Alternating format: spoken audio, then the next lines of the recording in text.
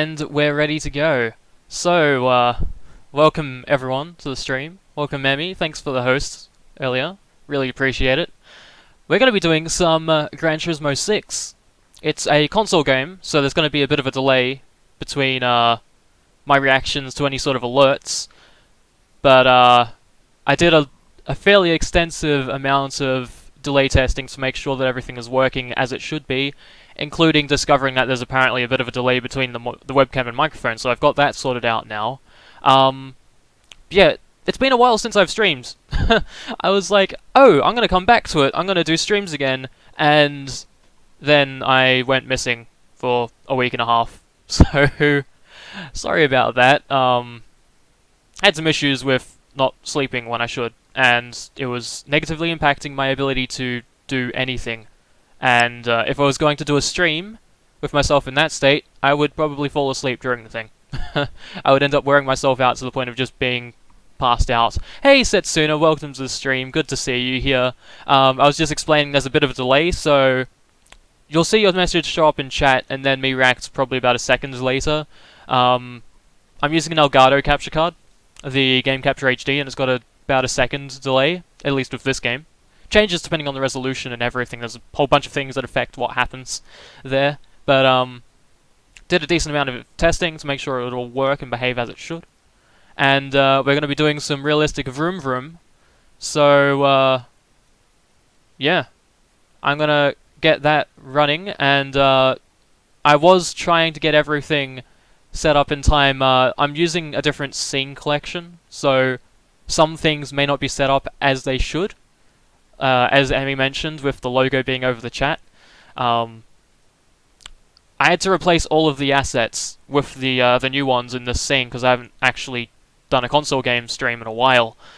So I neglected to update it. But it's all fixed and ready to go.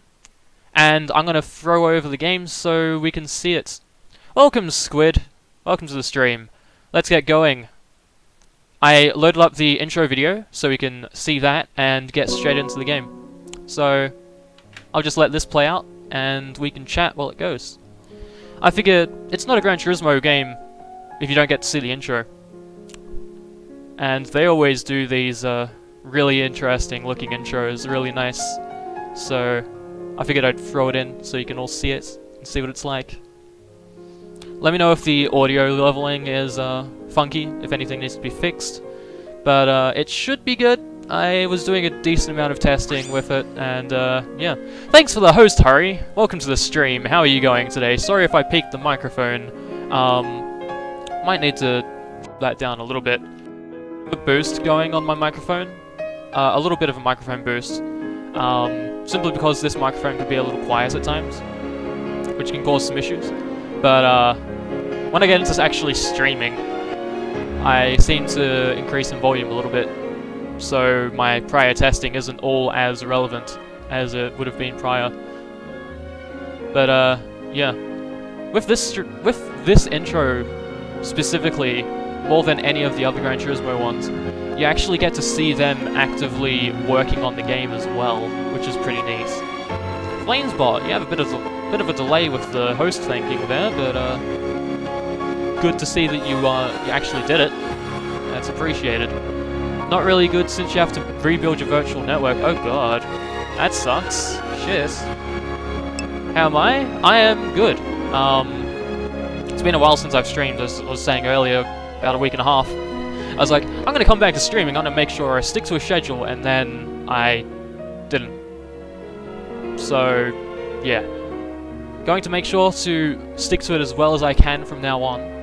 But sometimes I don't sleep properly, and so I'm way too tired to actually stream come stream time. But I have the energy tonight to be able to do it, at least I feel. So we're going to see how this goes. And I think I also have additional streaming energy since it's been a while since I've done it. So hopefully I can keep a good stream going for you all. And hopefully I'm not too bad at this game, because it's been a while since I've played it. I played Gran Turismo 5 a fair bit, and unlocked a lot of the cars in it, including the special ones. But this game in particular I didn't play nearly as much. Hey Sean, welcome to the stream. Realistic Vroom Vrooms, yes. Yes, exactly, realistic Vroom Vrooms. This is the real racing, the real driving simulator, as they call it. So, yeah, we're gonna get going with this. I'm not using a wheel because I don't have one, they're expensive, and I don't want to have to pay for a Thrustmaster, which is very expensive, so controller for me. But, I do decently well enough with it. But yeah, the Gran Turismo games are pretty fun, provided you are okay with simulators, because this is more of a simulator than an arcade game, so the physics are a lot tougher on you. You can't just play you can't play this like an arcade game and just drift around the corners. You can drift around the corners, but you need to make sure that you're doing things properly. New mods for Rocket League. This isn't. This is not Rocket League at all. Imagine that, Gran Turismo's Rocket League. DLC for Gran Turismo, you get to play with the Rocket League cars. That'd be interesting. I also, I have 2 different drinks with me at the moment. I have a cocoa and chili herbal tea with me, which I'm going to be drinking every so often because I like them. They're nice. And then I've just got the classic water bottle that you all know. So I'm well prepared for the stream. Rocket Turismo. Yeah. Gran League. Yeah, as Emmy said, Gran League. Gran League. Rocket Turismo. It'd be pretty ridiculous. Granny League. Oh god. That'd be a slow one. Very slow one.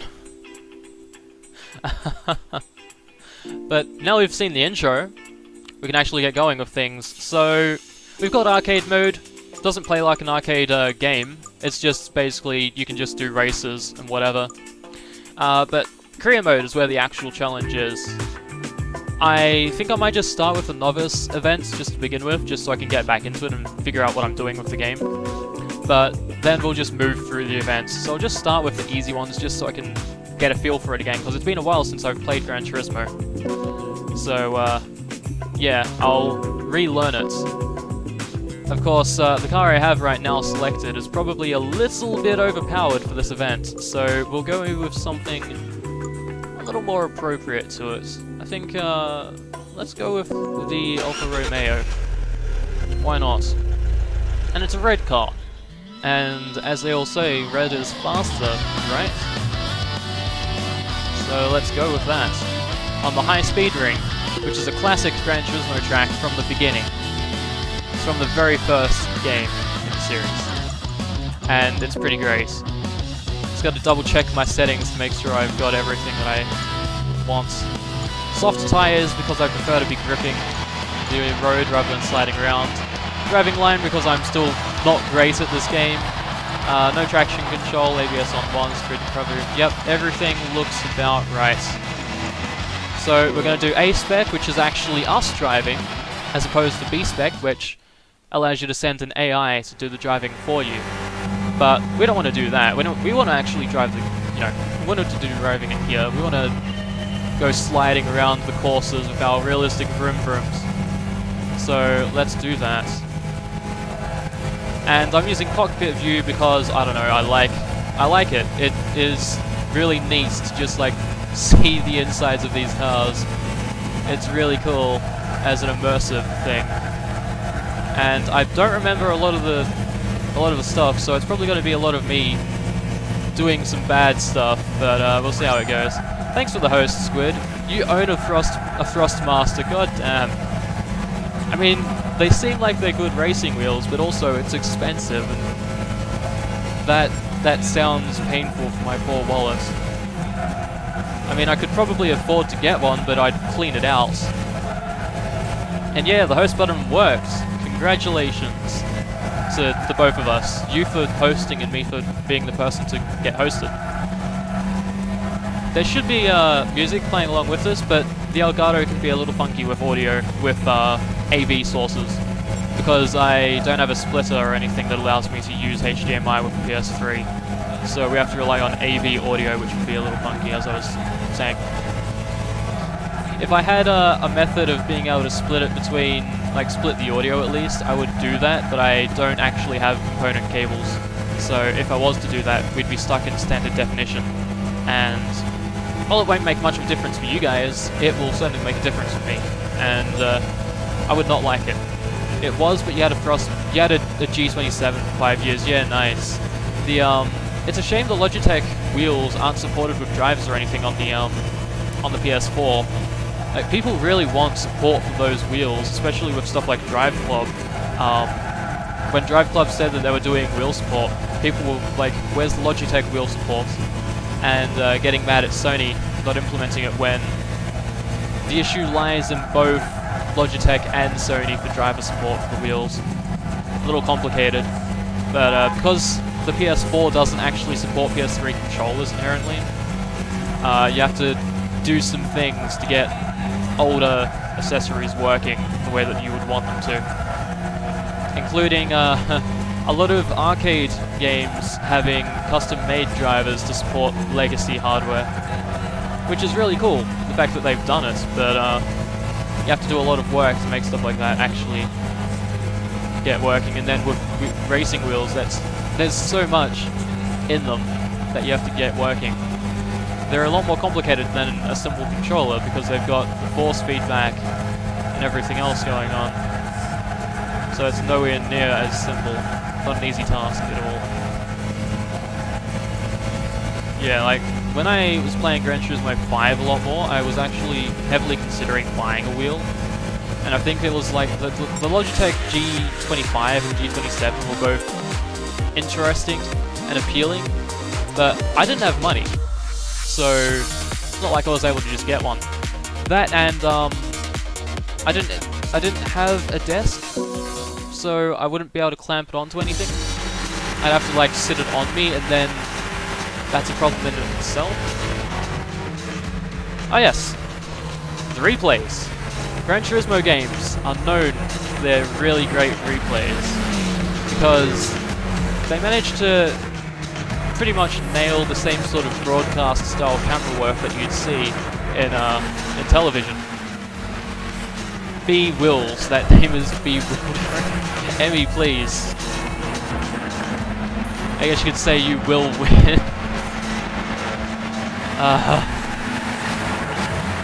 Oh god. The name puns. The name puns are just something, aren't they? Something that I hear some people in my family say is, where there's a wills, there's a way. It's a bit cheesy, you could say it's a bit of a stretch, but if you're going with the name puns, then I'm going to join in too. To be honest, playing GT and Forza in my mind's better played with controller. Fair enough.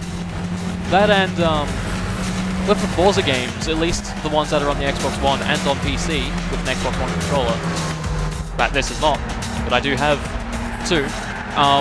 The impulse triggers are really, they're used very well with the Forza games especially. Oh shit, it's a stream. Hey Avery, welcome to the stream. Yeah, it's been a week and a half or so since I've done a stream, maybe a bit longer. My excuse is I didn't sleep properly, and that's caused problems for me as a result. So when it was stream time, I was way too tired to actually be able to do one. I mean, if I told you guys how much sleep I got last night, you'd probably be saying, you shouldn't be streaming tonight either. But apparently, I managed to get the energy to do one, so I'm doing it. And I'm going to see how well it goes. How are people doing? I'm doing well. I'm very happy that I'm actually able to do a stream and not feel just horrible and unable to focus on anything, unable to keep my eyes open for a few seconds. It's nice to just be able to concentrate on something and do things. You got 8 hours starting at 6 AM. I woke up at 6 AM, Squid. I woke up at 6 a.m. But I fell asleep around 1:30 to a.m. So I only got about 4 to 4.5 hours of sleep, which is not good. Don't do what I did. It's not good for you at all. Don't do it. Trust me. It is really bad. You barely function, and it's not a fun time barely functioning, because your body starts to complain, and it's like, fuck you, buddy. You need to sleep, and it will force you to sleep on your desk, whether you want to or not. You're great. Currently playing NBA 2K17. Nice, nice. I saw there was the prologue demo available on the PlayStation Store. I was doing a quick browse last night on the PS4 because the new Resident Evil Demos update came out, and I was messing around with that. And yeah, I noticed that there was an NBA story mode prologue thing, which is interesting to me, and I was like, ooh, I wonder what's going on there. I'm gonna try it out. Maybe. We'll see. I don't really play sports games that much, but the story mode seems like an interesting thing, potentially. Now is nap time, whether you like it or not. Exactly. That's it. And the worst thing is, here's the thing. While I don't want to actually sleep, I've unintentionally set it up so I can prepare myself to do it whenever I want. Or don't want. Because I have this thing with me. I have a, this cushion, which, fun fact, I made this in year 7. Myself. This is, something I made in my own time in textiles class in year 7. It's just like, hey, you've finished the main coursework, you can make whatever you want. And I was like, I'm gonna make a cushion. So I did. And so I have that, and sometimes I'll just put it on my desk if I'm feeling a bit tired, and I'll just rest my head on it, and that's a bad idea because it's really soft. So, while I haven't fallen asleep on it yet, the potential is there. It is very real risk. So I gotta be careful with that. Pretty nice looking cushion. Thanks, thanks Avery. I was very boring with the choice of material that I used, just like a brown looking cloth sort of thing, but it's nice. It's a nice soft cloth, and it's held up really well. I guess I did a good job with the stitching. I did use a sewing machine for like the bulk of it, but I did have to manually do the last bit after stuffing it. Yeah, I feel like it worked out fairly well. I'm gonna make a cushion. Yes. I mean, I've seen, there's a streamer I watch, partner streamer, not Jen, and she recently was doing some creative streams where she was actually making some plushies. She wanted to have a mascot for when she gets new subscribers, but like a fair few larger partnered streamers will have something like, they'll just as example, they'll be like, thanks for subscribing, welcome to the chill, and just imagine this as like a flaming ice cube or something, instead of a brown cushion. And it's just something to give their stream a little more flair. Something neat and creative to show off, and so that was really cool to watch, and she hand-stitched the whole thing. Whereas I had the luxury of a sewing machine for the most part, until the end, where I had to do a little bit of sewing manually. But evidently I did a good job, because it's still together 8 years later. Like, literally, I made this when I was 13. Like, 8 years later, it still is good. I am very proud of myself for that. A little more icy flair. Oh my god, a brown cushion for sub-mascots. Squid, please. I mean, something like that would be pretty cool. Just like, you make a little, like, plushy mascot of, I don't know, either something that's significant in your stream, or your avatar, if it works. And you can just, you know, you get a new subscriber or a new follower if you're, small like me, where you celebrate everything that happens. and you're just like, hey, welcome to the blank with the mascot.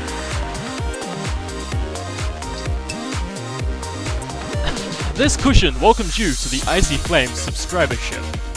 Welcome to the chill.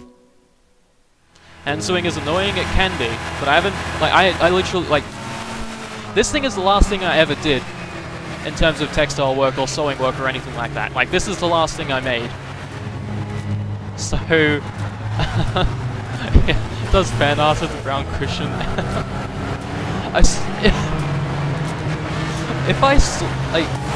I mean, shit, if something like that actually happened, I'd probably set it as an avatar somewhere.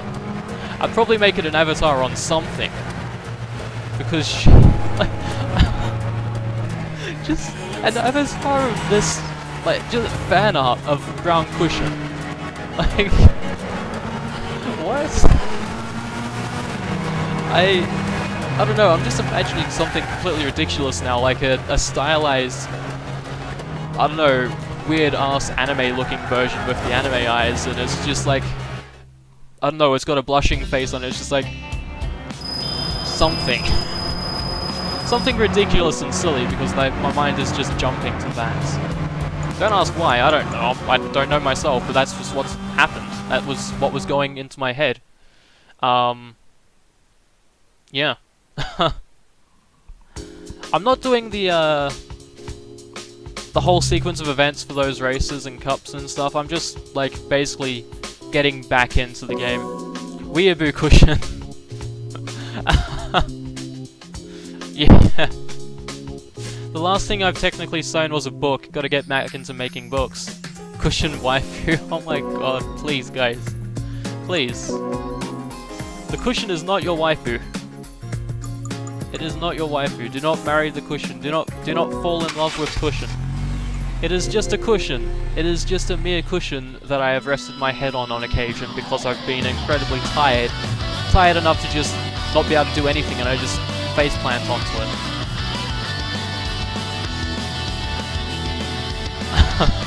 That emote is great. Retro Gaijin, nice. I'm following him, but I haven't watched him that much. I should probably watch him a little more. Because he does stream at a time that I can watch. But, yeah. Quote, the cushion is not your waifu. I mean, it's not. Don't marry the cushion. Don't think thoughts of that type with the cushion. It is just a mere innocent cushion. It doesn't want any of this. It doesn't want your anime shenanigans. Leave the poor thing out of it. It never asked for this. Never asked for any of this. But I brought it into this world. And now I'm subjecting it to whatever this is. Oh god. Cushion. Just the brown cushion. Don't marry the cushion. Don't think thoughts about the cushion. I like the way you punctuated that too, Squid. That's great.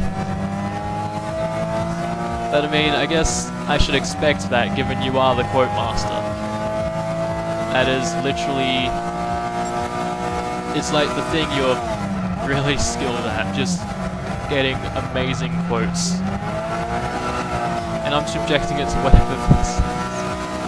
Yep. But what is it? People will wonder in the future.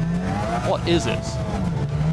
Just, will prompt some future existential crises in the stream when that quote shows up. Quote 212. The existential crisis question. What is being subjected to whatever this is? What is what this is? What is the thing that's being subjected to things? So many questions. Hit a sausage of some sort. Oh god, Squid, why? No. God damn it. It looks like I'm getting the hang of the driving thing, though. I am doing the realistic vroom vroom well. I've gotten a gold in everything that I've done so far, so that's a good sign. And we got a particle thing. We got some glitter flying across the screen. Very satisfying to see.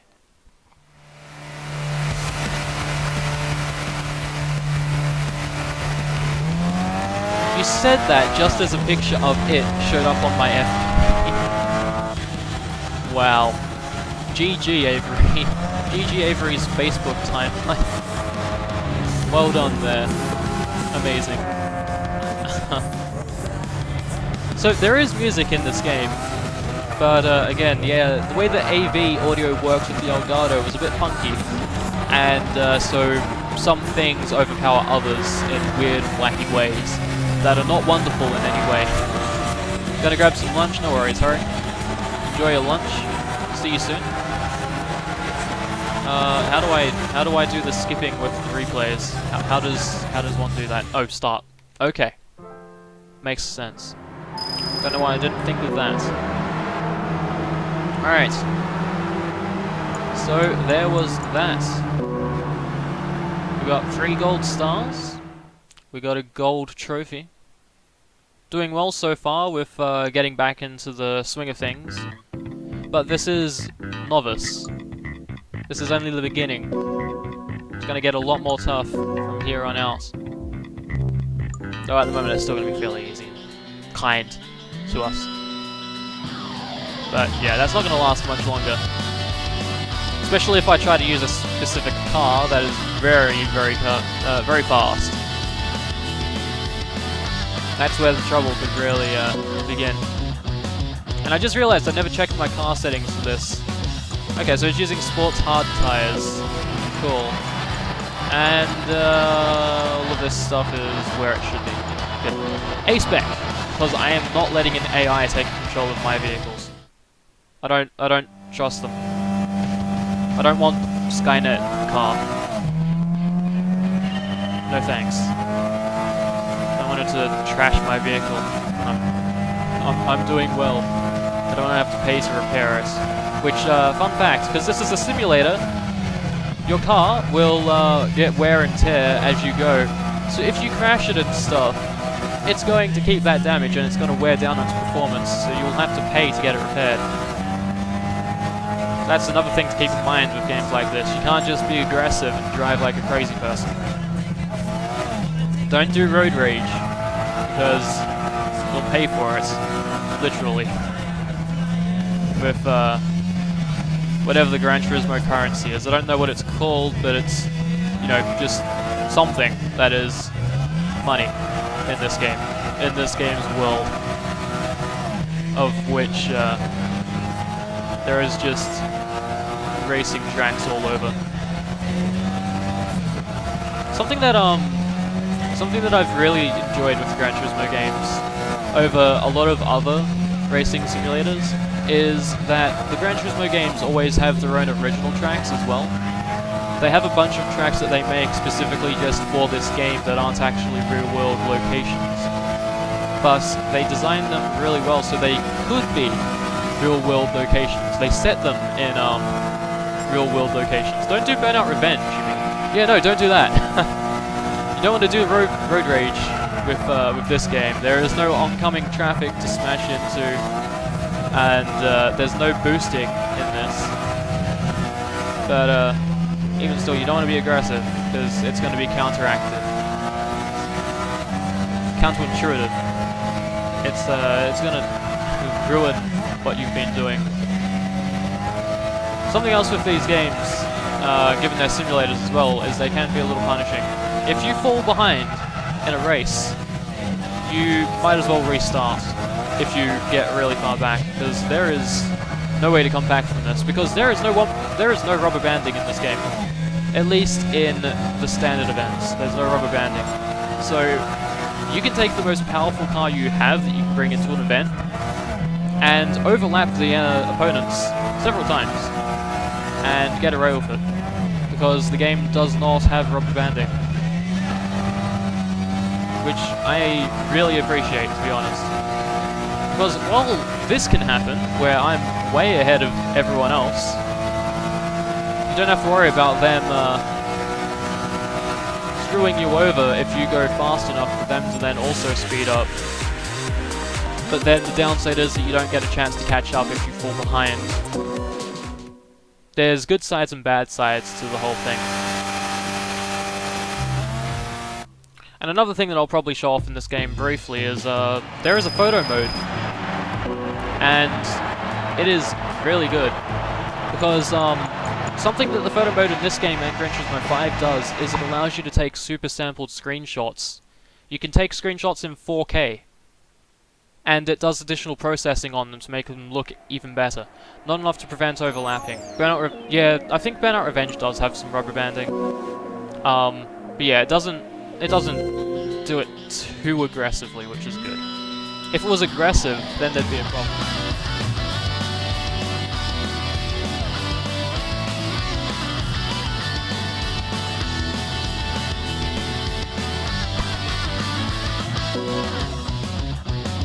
Alright, so now we've got another new track. All of these events are just going to be covering entirely new tracks. I don't think they're going to go over the same ones. Which honestly is a good move. It allows you to learn a bunch of the stages that are in the game, a bunch of the tracks. This one in particular is pretty cool, because it has day-night cycle in it, I believe. Not all of the events will have day-night cycles turned on, but as you get later on into the game, you get to experience the day-night cycles, and it is really cool. Because it changes the way that you drive. When you do the same track at nighttime as you would at daytime, it is a drastically different experience. The way it feels is very different. The way everything handles is, at times unfamiliar, because you have less visibility, so you have to be a little more careful. But it's a race, so you have to go fast. So it gets you thinking about things, and paying a lot more attention to what you're doing. Which could potentially mean I wouldn't be able to do what I'm doing now, but I am pretty used to the whole playing games and doing something else.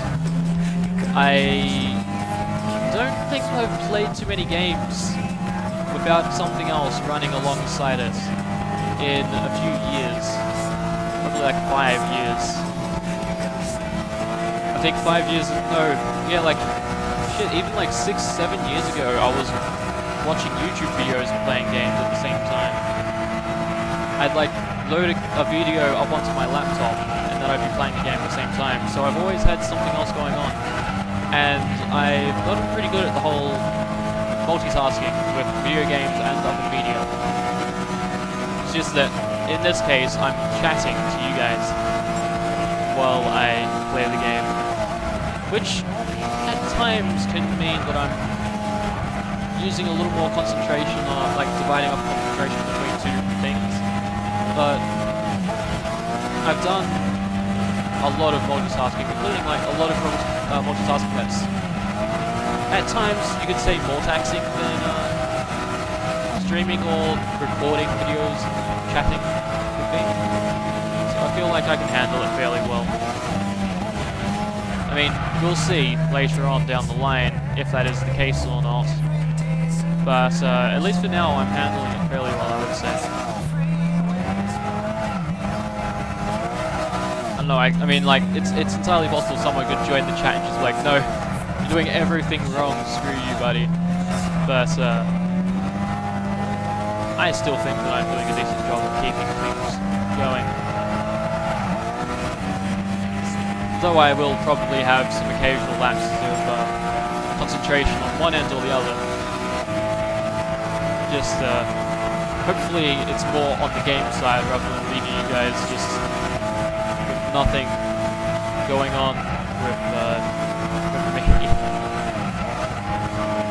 I feel like, as I've gone through streaming, because I've done this for about 2 years now, streaming. You're driving wrong. Thanks, Setsuna. Yeah, like, I've done streaming for about 2 years on and off at this point. I started in 2014 when I first got my PS4. I think 2 days after I got my PS4, I connected my Twitch account up to the PS4 and did some streaming. And if there's anything I've learned from streaming early on, when I started, it's that talking is really important. Having a microphone and using it is really important. Webcam isn't as important as a microphone is, but like engaging with your viewers is one of the most important things you can do as a streamer. Like, you could be shit at games, you could be like the absolute worst at games, and still be a good streamer if you're able to, you know, have something that's engaging going on. I mean, I feel like I'm on the other side of the spectrum in terms of video game skill, where I'm fairly good at games, generally fairly good at games, but yeah, like, if I assess myself in terms of the way I see myself as a streamer, I see that I'm a streamer that's on the side of being good at games. And this is just me speaking. You guys can tell me if I'm wrong and if I'm actually just being overly harsh on myself. But the way I see myself as a streamer is I see myself less entertaining than others. I compare myself to other streamers a lot, including a lot of my streamer friends. And I'll often notice that while I may be better at games, it's like, not all the time, but I may generally have better skill at games than them, they can have a better engagement quality to them. And so that's what I've been trying to focus on as I've gotten through streaming and as I've been doing it longer and longer. Because when I started out doing it on the PS4, I had my microphone and I connected up, but I wouldn't speak, ever, unless I saw activity in the chat, and then I would start speaking. And that was one of my biggest problems in terms of actually keeping engagement going.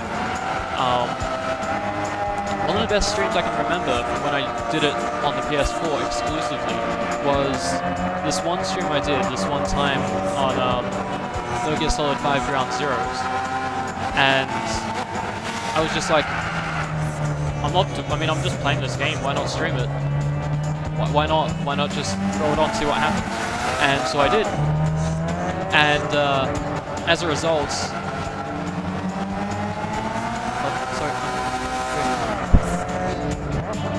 right back, you guys.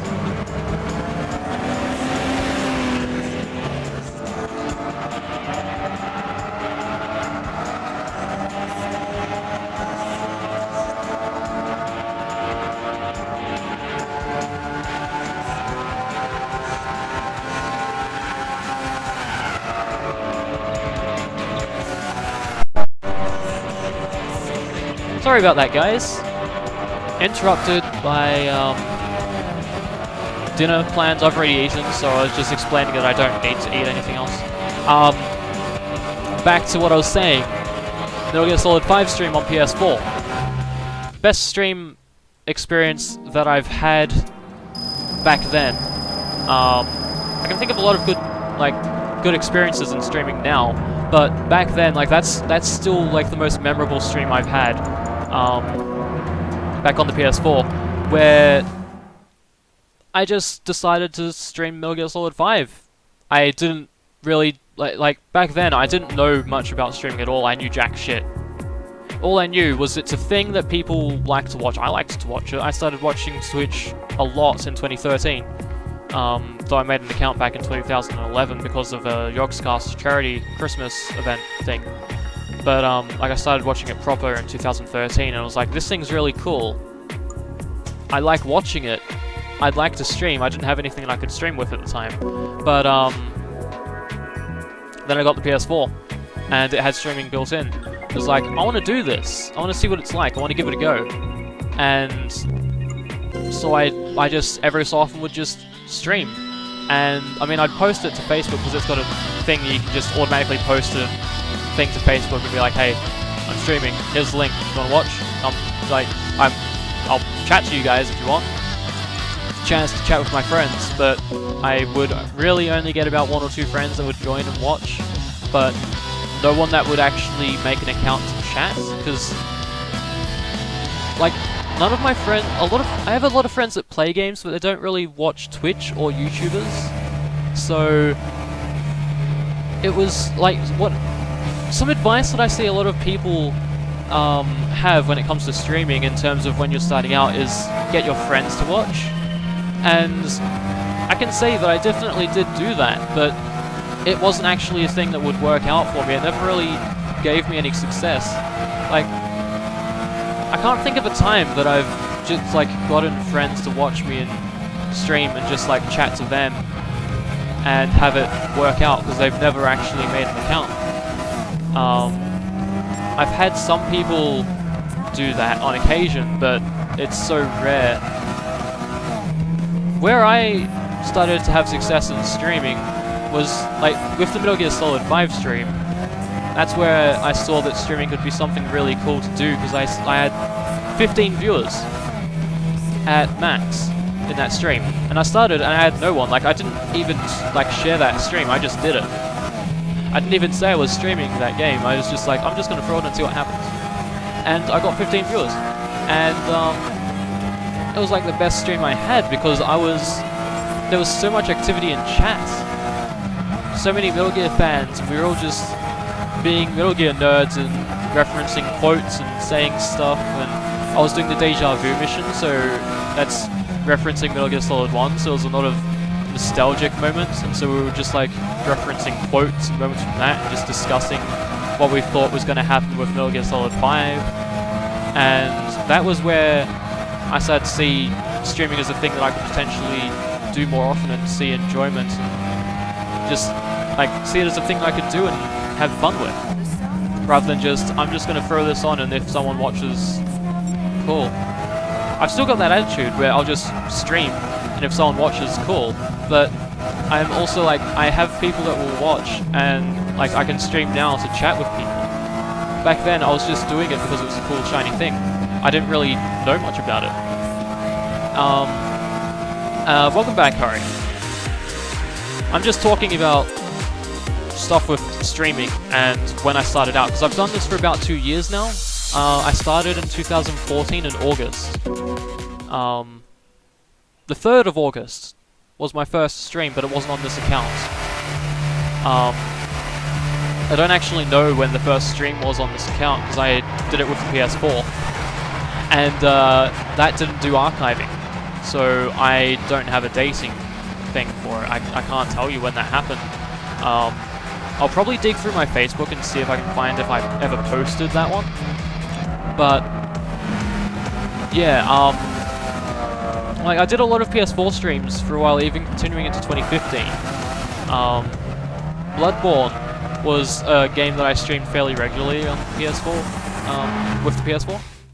I got it pretty close to launch, and so when I came home that day after picking up the game, first thing I did was turn on the PS4, get the game installed, and I started streaming it. So I streamed like my first experience with the game and everything, and that's where I was like, I'm not getting too many viewers, something's off. I don't know, I was like, at that point I was just like, streaming is a cool thing, but I'm not really getting much out of it. And I was trying to figure out what was going wrong there. And I mean, if I look back then, now, the biggest thing was I just wasn't talking. That's the biggest problem. It was just, I was streaming, I had my microphone attached, and I was just like waiting for someone to show up and chat. And if you do that, if you just stream and just play the game, hoping that someone's going to join chat and start talking to you, you may get someone that joins and starts talking to you. But more often than not, you're going to have people jump in, take a look for a bit, notice no talking is going on, and leave. Because they'll just assume that you aren't, like you don't have a microphone, or that you aren't interested in actually streaming and all you're doing is just like recording your gameplay. So that was my biggest problem there. And where I started to actually properly picking up on streaming and actually doing it better was when I got my PC, when I built that, which was in July, June-July last year. And my graphics card came with a, what was it? It was like 6 months of free XSplit. I was like, cool. this streaming software looks really professional. I'm gonna see how it goes. I'm gonna, you know, make some graphics and just try out streaming, see what happens, see if I can do it well. And I was initially using my headset from my my PS3, which I then moved over to being used with my PS4 and then PC. It was a Turtle Beach headset, and that was the first thing I was using for streaming. And so I was doing streams, and I would just like stream whatever game I was playing. I'd just be like, okay, I'm playing a game, I'll stream it. Why not? And I was very erratic with my scheduling. I didn't have a schedule. I still didn't know what I was doing with the whole streaming thing. I was still finding my feet, but I knew it was something that I'd like to do and see, you know, what happens. Try it out. So I would often end up just like starting a stream at like 12 AM at night. And of course at that time, it's really late, so you have to be very quiet, so I wouldn't actually end up using my microphone, and instead I'd be playing the game and just like chatting with people in chat when they joined. And that was interesting. I would say that it's not the best way to go in terms of engaging with people in stream. If you can't find yourself being able to speak and use microphone in stream, then you're going to have, like, you can still do it, you can still try, but you're going to have a harder time engaging with people through just chat alone. I'll do it if I'm in a cutscene or something and I don't want to interrupt it, but otherwise I'm using my microphone all the time. And given the timing that I was streaming, it was really bad to be able to do that, because it's like, it's 2 AM, why are you being so loud? Don't do that. So I would just use chat, and I mean, I still managed to get a few people that would watch, and they'd watch regularly. At least, you know, they'd join whenever I was doing one, and it was erratic, so they had notifications on or something to make it there. But yeah, and then I started streaming at better times around September, October last year, where I started doing streams after I got home from uni. So I would eat and then go on my PC, and I just like, I want to stream something. And so I did that. And then in October,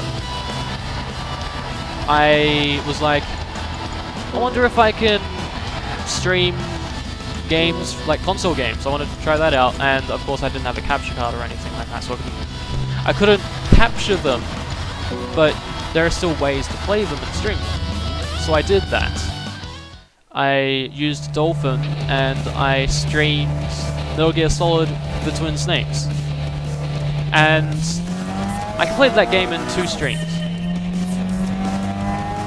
Usual thing for me. I'm competent at Metal Gear Solid, so I can do that fairly easily. There's still going to be some trouble with it, but I'm competent enough to be able to handle it well enough and do the job.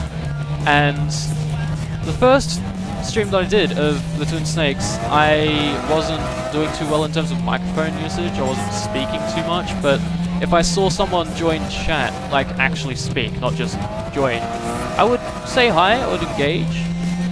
I didn't have too much success, but the biggest thing was I just wasn't chatting enough.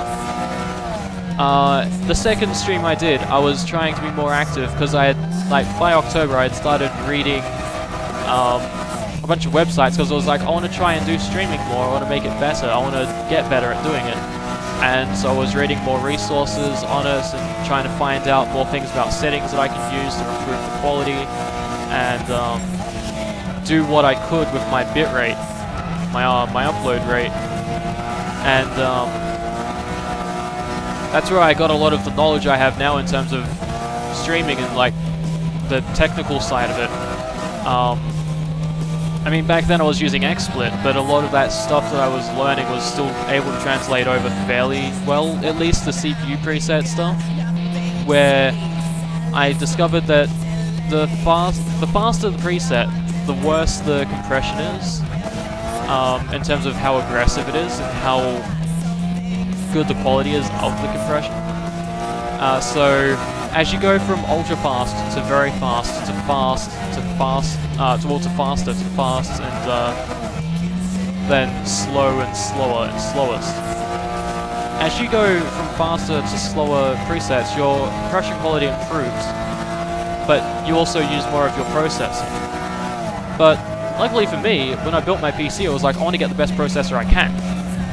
And the best one that I could get at the time was the i7-4790K, and it was like, okay, this is a good processor for both gaming and then also media stuff. And because I was, you know, I do 3D modeling, I'm a 3D artist, I was like, okay, I want to get that because then I can do renders relatively quickly, and, you know, dial up the quality a little bit in the renders too, so it's gonna, you know, we can get done relatively quickly but also look nice.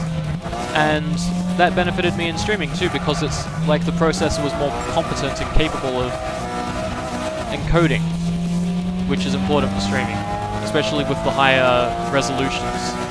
If you have an i5 or an i3, you're not going to do nearly as well as if you have an i7 when it comes to the higher resolutions and frame rates. And then even then presets as well. They don't recommend using CPU presets or playing with it if you don't have an i7. And I would say that is definitely good advice, because it will increase your CPU usage quite a bit. I use fast, which I found is the best compromise between CPU usage and quality.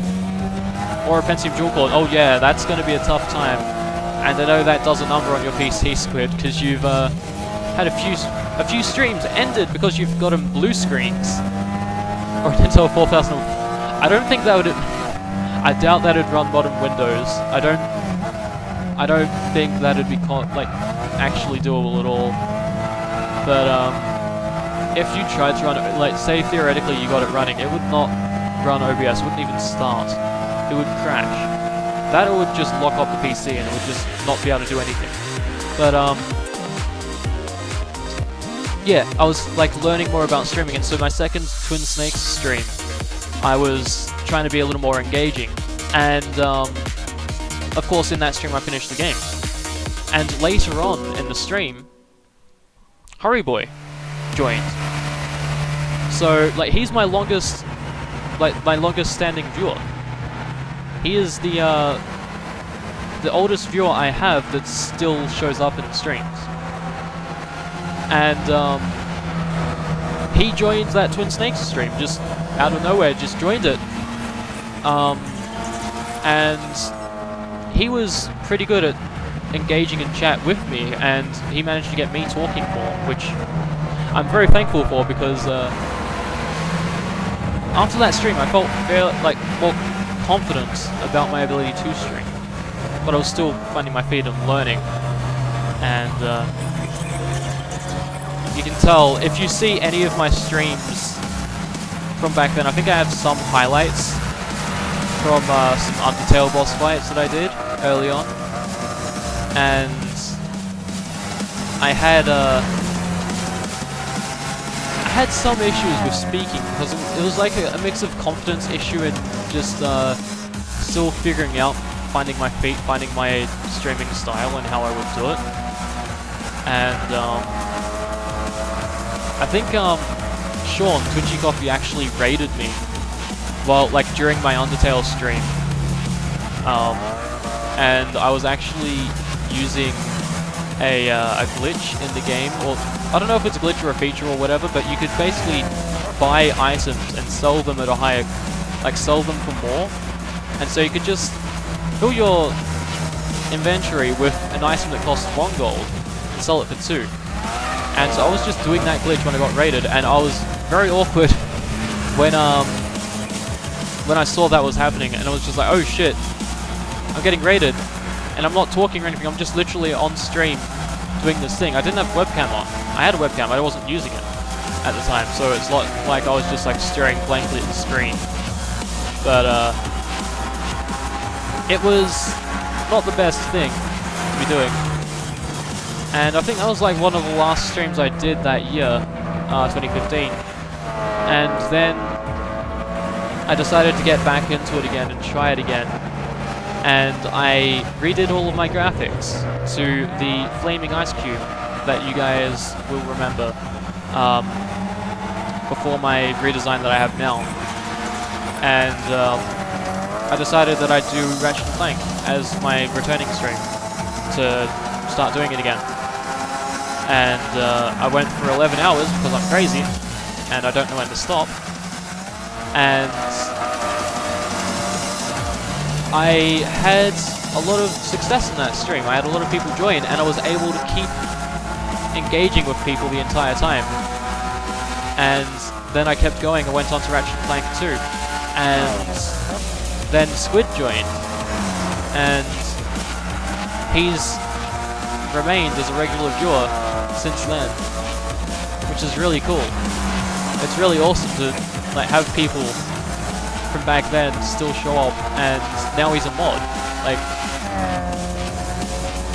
it got to the point where, you know, he was so cool just joining the stream. He was a really cool person back then, and he still is now. And yeah, he would show up in every stream. Like, the thing that I find really cool is that you may have some people that find you because of the game you play, but then they'll come back for you. And I feel like that's when you've been really successful as a streamer, when you manage to have people that join for a game, but then they come back because of how you are as a streamer. And yeah, my quote list was never the same. That is definitely true. Like 212 quotes later. 212 quotes later, Squid has changed the quote list quite a bit. But yeah, I don't know. Like, since I started streaming on my PC and using webcam and thinking about it more and doing more research into it, paying attention to how other streamers do things, I've gotten more confidence in it, and as I've gone on, I've felt more capable to actually do it. The biggest issue in terms of my streaming now is just that I don't sleep at a time that makes sense and would be good. And then sometimes I have motivational issues where I try to, like, I want to stream, but I also don't feel up to it, and so I don't stream because I know that I'm not going to be able to do a good one. That's something I've made a point of doing. Just I haven't like actually stated it, but I'll say it now. I only stream if I feel like I can actually do it, because I don't want to start a stream feeling shitty and potentially end up having it negatively impact things. Not saying that I, you know, say something or do something silly, more just that I wouldn't be engaging or entertaining, I'd just be very off. And motivational issues are a thing, and temperature issues. Oh yeah. Yeah, PC temperatures can cause problems. With some games, I'll open up my performance monitor and pay attention to the processor temperature, because some games are very processor intensive and they'll do a number on us if you're not careful. I'm just gonna finish this tea, because I've let it go cold. I mean, it's a herbal tea, so it's not bad if it's cold, but I should finish it. So I'm just gonna chuck on this replay and finish this.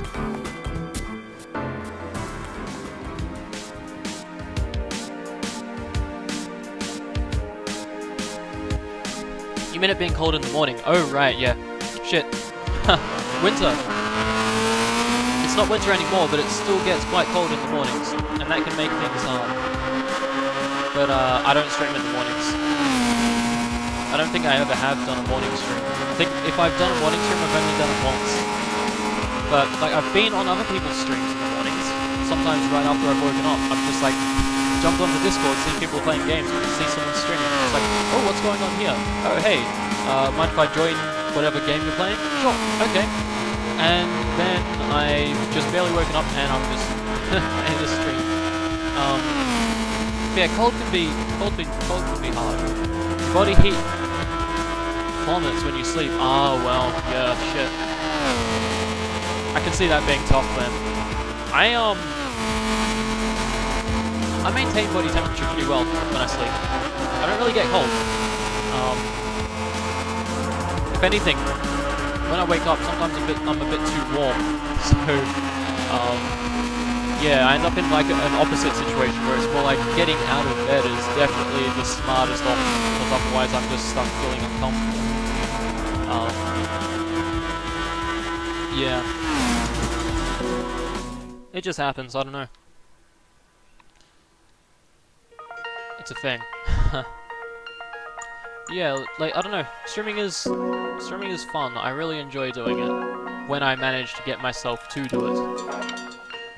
And I'm happy that I've finally figured out a schedule that seems like it'll work. And I'm gonna do my best to stick to it from now on. But there will be times where I'm not feeling up to it, and so I won't actually go ahead and do the stream. And of course, when that happens, I will let you all know. But yeah. I want to do streams whenever I can, when I'm feeling up to it. And I want to try and follow my schedule, so that you guys have a time to expect my streams, rather than just, oh hey, I'm streaming! And you're like, wait, what? What? Ah!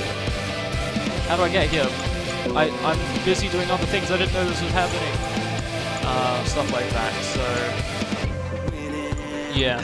I want to stick to my schedule from now on, so I can get something that's nice and consistent for you guys. Okay, I have access to N2O. I'm not going to use that, though, I don't think.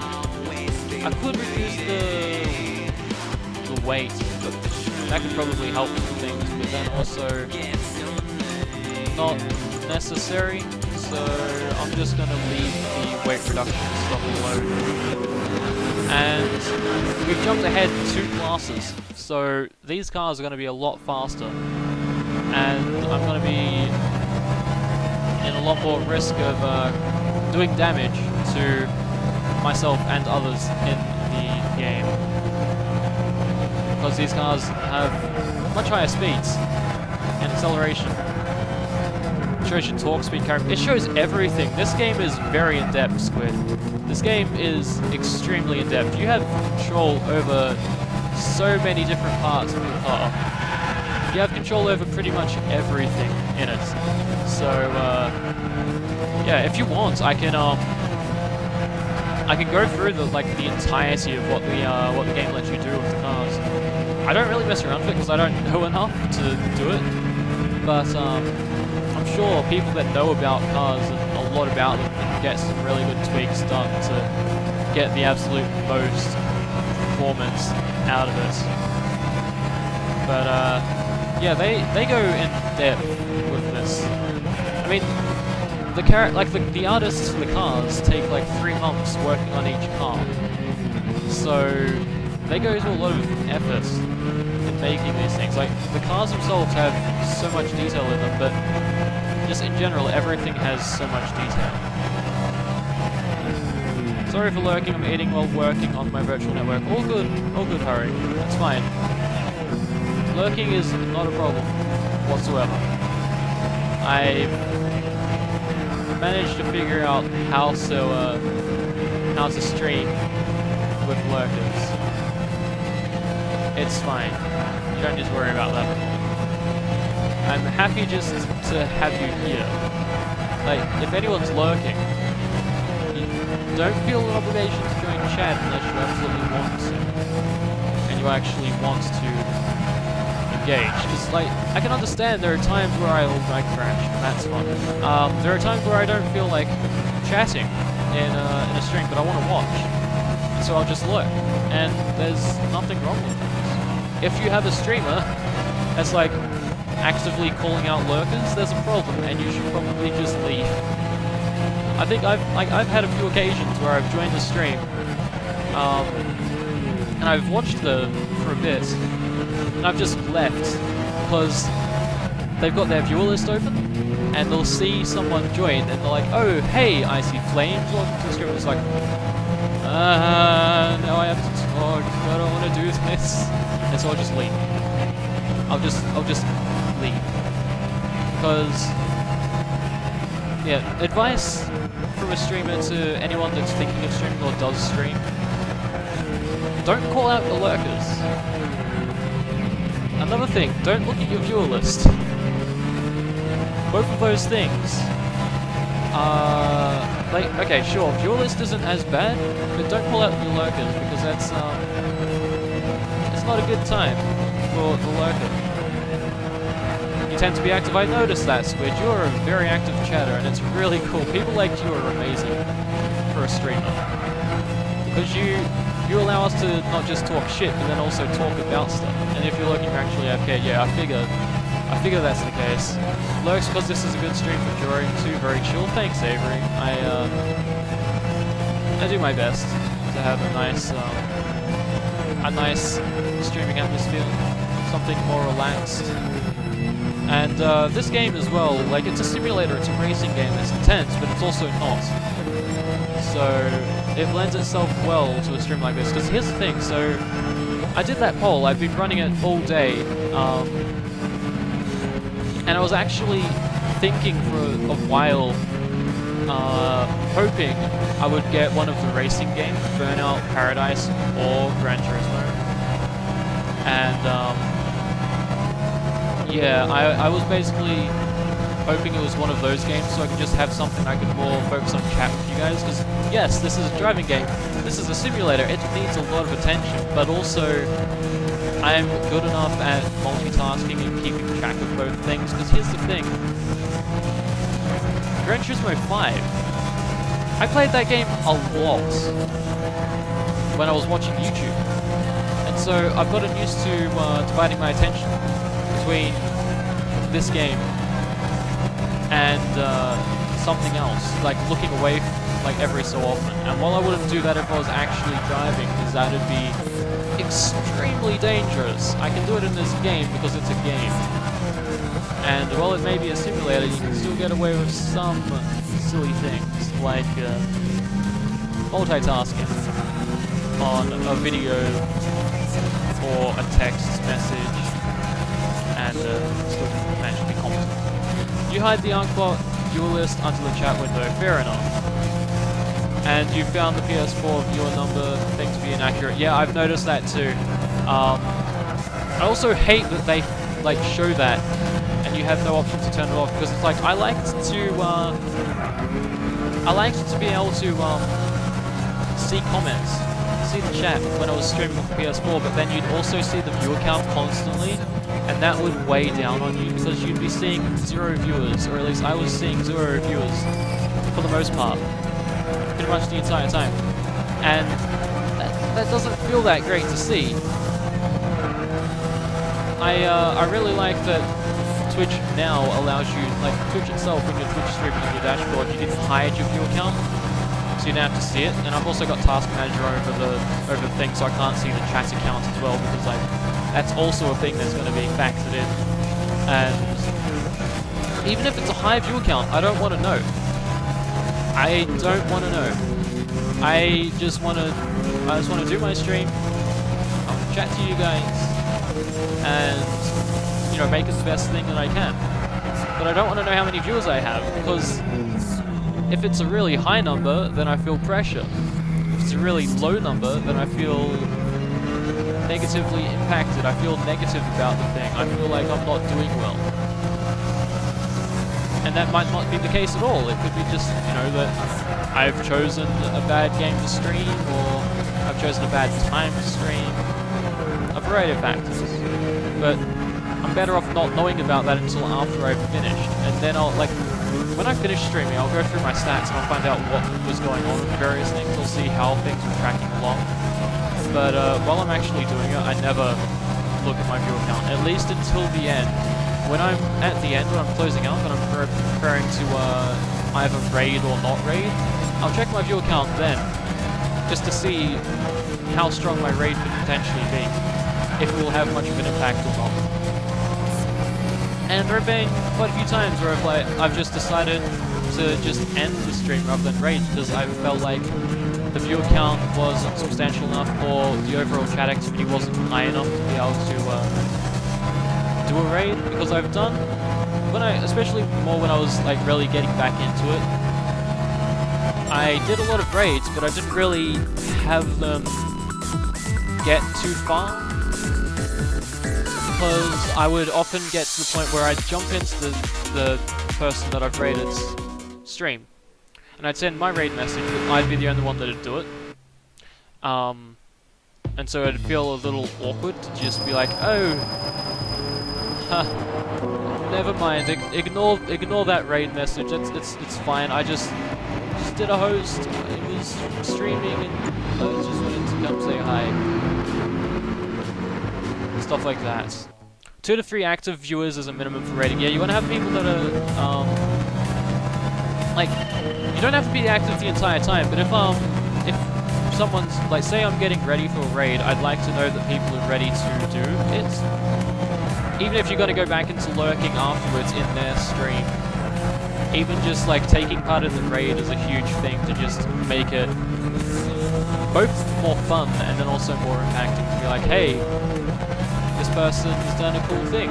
They've sent a bunch of people my way, rather than relying on the hosting where Twitch is like, blah has hosted you with 5 viewers and say you had 15 viewers. It's very inaccurate. Where actually having a raid go on, you can see just how many people were there, but then also I guess it also can show what your community is like in a way. Because, I mean, in many ways raiding can be seen as spam. I mean, it technically is just spamming a message. But, it's also just a way of being like, hey, I like this person, I'm just going to send you guys to this person and show them that I like their stream and I want to share it with them. And let them know, hey, I've just sent some people your way, it's pretty cool. Enjoy. Hope you have fun with your stream. I had fun with mine. Stuff like that. Basically. When I'm finished with this race, I'm gonna need to drink some water. I can tell my throat's a bit like, no, you need to drink some water. Stop. It's less spam, more hype-inducing. It can be hype-inducing, but it can get to the point of spam. Something that I make a point of when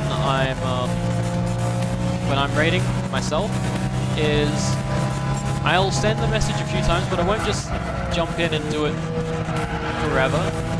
I feel like there is the risk of a raid going to the point of being spammy. Yeah, there is also points at which a raid message being spammed several times can also just be like a part of the hype, like holy shit, this crazy thing's happening. There's this crazy thing happening in the game with the streamer. Holy shit, get hype. Yeah, like as you said with a speedrunner about to get a world record. This is like, holy shit, there's a raid going on, but also, holy shit, there's a world record being broken or about to be broken. This is incredible. And it can just bring the mood up and the vibe in the chat up dramatically. But, I mean, again, there is always the risk of some people going a little too crazy with it. I mean, something I say as a warning whenever I do a raid is I'll just say, don't get global. Try not to do it too much. Like, sure, it's a raid, let them know it's a raid, but don't go overboard and get yourself global banned. Because it's 2 hours without being able to chat at all. And it's not fun. I wouldn't know because I've never been global banned. But, when I've seen people get global banned, they're just unable to chat for 2 hours, and it's just like, that sucks. Especially if you're someone that's an active viewer, like as me, as someone that lurks, if I got global banned for 2 hours, I don't think I'd be too irritated about it, but I do like to chat every so often.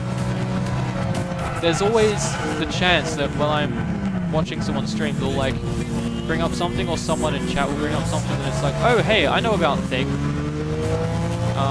Being global is 8 hours without being able to chat. It's 8 hours.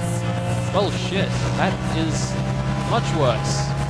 Definitely do not want to get global banned. And I would say that I'd assume that none of you guys would want to be global banned either. And if you have, you probably attest to it being a sucky thing.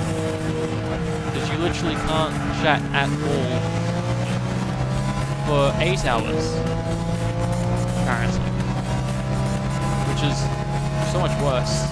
So much worse than a mere 2. Makes 2 hours feel like nothing in comparison. But yeah, shit. I try to make it a point to not get global. So if say it's someone I'm moderating for, I'll let them know what the raid message is, but I'll generally, not all the time, but I will at times, if I notice chat's being particularly spammy, I will warn them, don't get global, don't do it too much, because you will run the risk of being global, and then you're not going to be able to chat for a whole 8 hours, and that can suck a lot. And then also, if you're a streamer, you're at the risk of getting your bot global banned as well, because I don't know, I feel like, I'm not sure, but I think global banning may be IP linked, and so you end up with your bot being unable to do any messages too. So, like, as a streamer, you have multiple reasons to not get global, alongside just not being able to chat. It means your bot is basically just dead for the length of the global ban.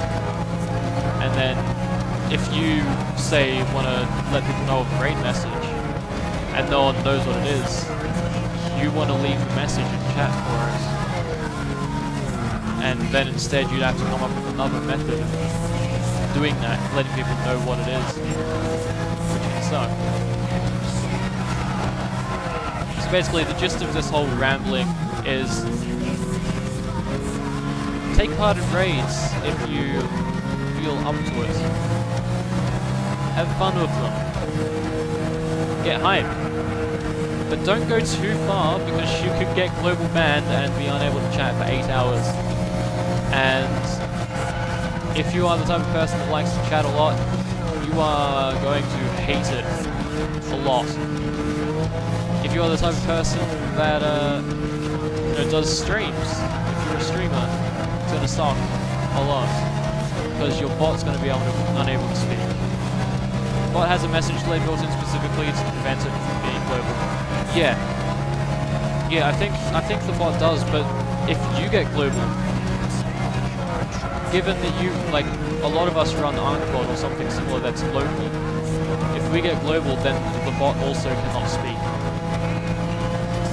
It's a knock-on effect that seems like it's IP related. So, yeah. And I guess it makes sense so that people can't just make new accounts and continue doing whatever it was that ended up getting them global. But typically it's just some sort of spamming. Some sort of spamming. Alright. Don't forget to hydrate yourselves.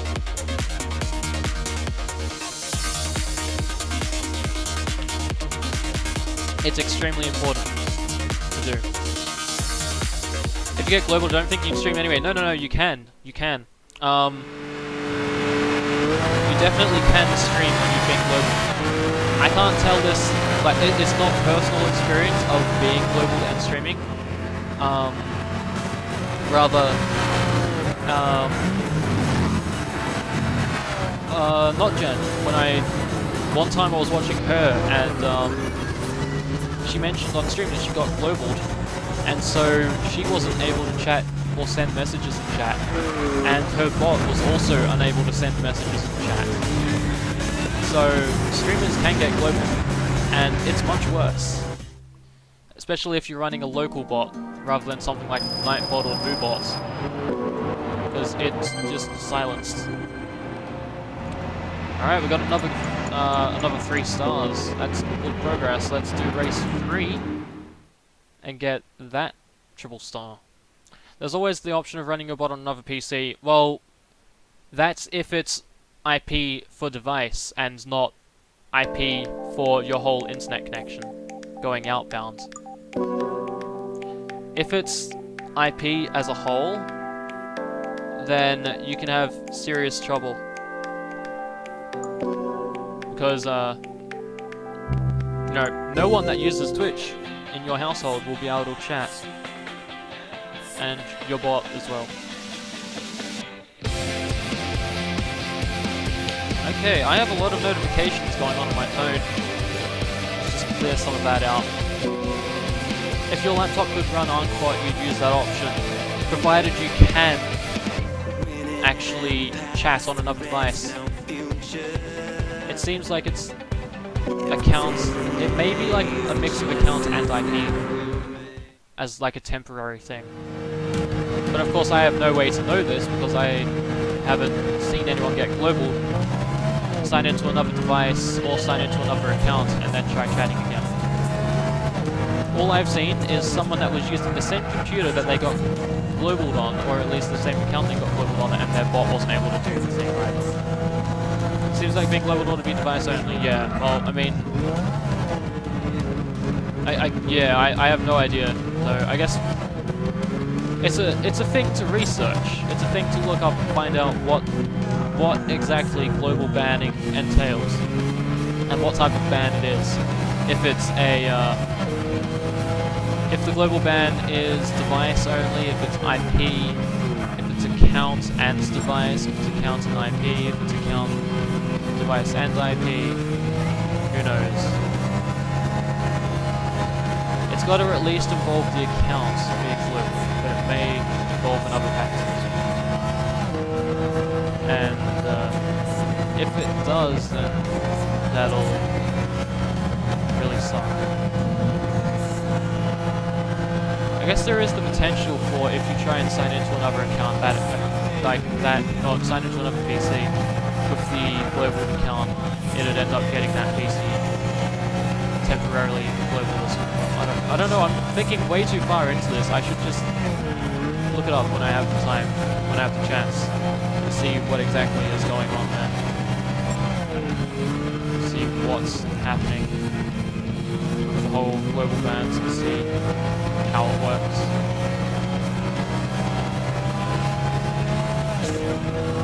Because I am curious about that now. I am really curious about that.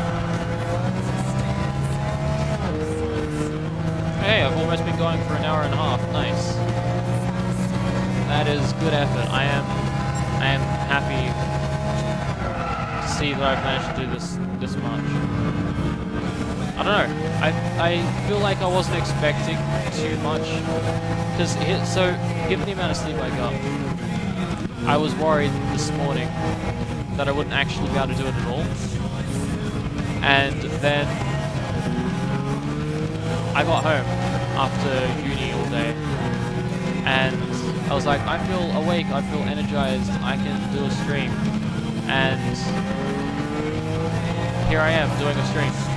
But I can feel some of the tiredness cropping up again, which may cause some problems for being able to play the game. Also, using Unclot on my laptop will be done so that I can have Unclot while I have OBS. So yeah, that's a good point too. Sharing the device and like sharing accounts on that device. Yeah, my eyes are doing the thing now, I can tell. I guess I had a bit of a feeling that this would probably be about the complaints which would start being an issue if it was to be an issue. And unfortunately that was the case. Where I need to I just have to force through it, push through it, not force through. I don't want to. Yeah, I just want to push through this. Because I'm feeling good about streaming again, and I want to keep going. I don't want to have to end it because I feel like I'm going to just collapse onto my desk. Because I don't feel like that. I just have my eyes doing this bloody thing.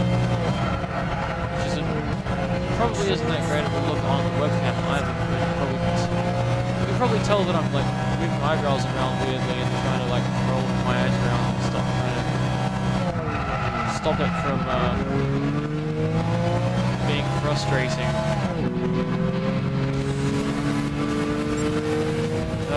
Okay.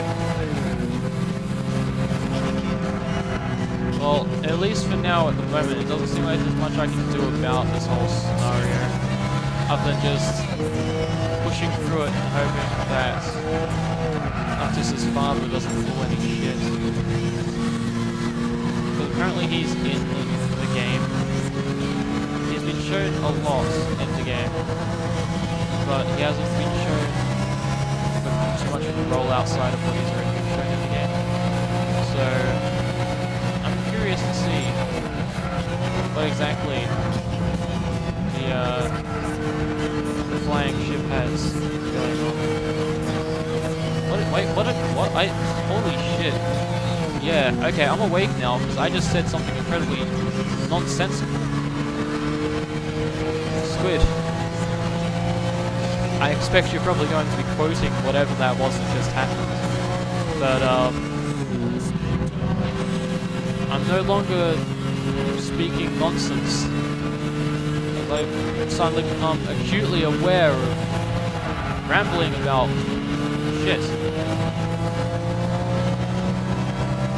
I had a feeling something like this would happen. I had a feeling that something like this would happen, but I was hoping it wouldn't. And yet it did. I think my mind drifted to something. I'm trying to figure what would make my mind drift to ships flying? I'm confused about what I was. I'm just gonna drop the topic because. Wow. 1 star, cool. Maybe I should tune up the car or see if there's a better car I can get. This car doesn't seem to be cutting it. You're looking up stuff about global bans. Did you manage to find anything about what type it is? What type of band it is? If it's device only, account device, IP, etc. Have any luck there? Alright, it's loading. Okay, here we go. Cool. Alright, dealerships. Shit. I don't know what I'm looking for.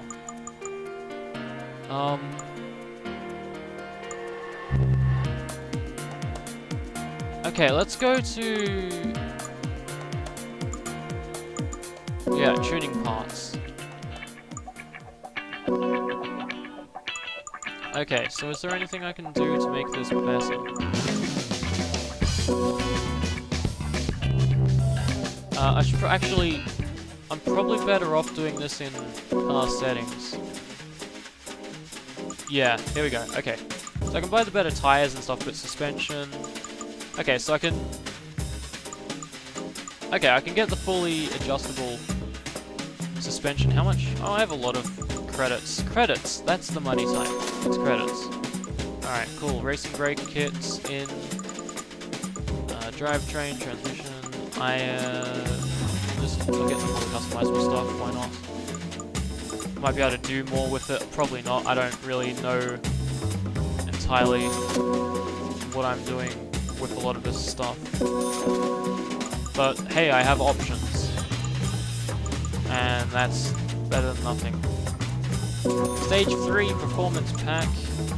Got the racing exhaust in. Nitro kit is expensive, let's get it. Power boost level, ooh. Oh, okay, so nitrous... Okay, so nitrous is a thing that you can use, and you can choose how much of a power boost it gives. Returns with chocolate, nice, Setsuna. Nice. What type of chocolate did you get? Is it, it's like standard milk chocolate, dark chocolate, white chocolate, some sort of flavored chocolate? Couldn't find anything about the global bans? Oh, okay, damn. That's a shame. I am making my car a lot lighter than it was. Because, I don't know, feel like it'll help a bit. Okay, so yeah, Squid. This is all of the information that you get access to. This is all of the stuff you get to play with these cars. You get to play with all of the suspension, the dampening, ride height, spring rates, roll bar, camber angles, toe angles, brake balancing. You get access to each of the gears, so you can change where it's supposed to shift. You can change your RPM, max speeds. Cadbury Oreo mint chocolate block. Ooh, nice. That sounds really good.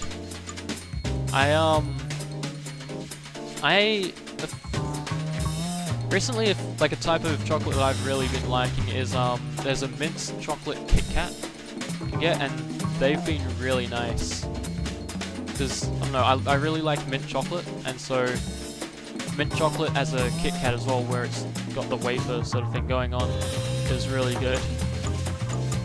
But you get a lot of stuff with these cars, which is overwhelming for someone like me that doesn't know shit about them. Other than, oh, I like to want to go fast. But you can also get custom parts and make the car look different, which is nice. So you can customize it to get, you know, parts that are more aerodynamic, for example. Yeah. Sounds like the Cadbury Oreo mint chocolate block is good. I mean, it's mint chocolate, so that's appealing to me. That just that is something that's really appealing. What did I make my guy look like? Where do I go to customize my racer?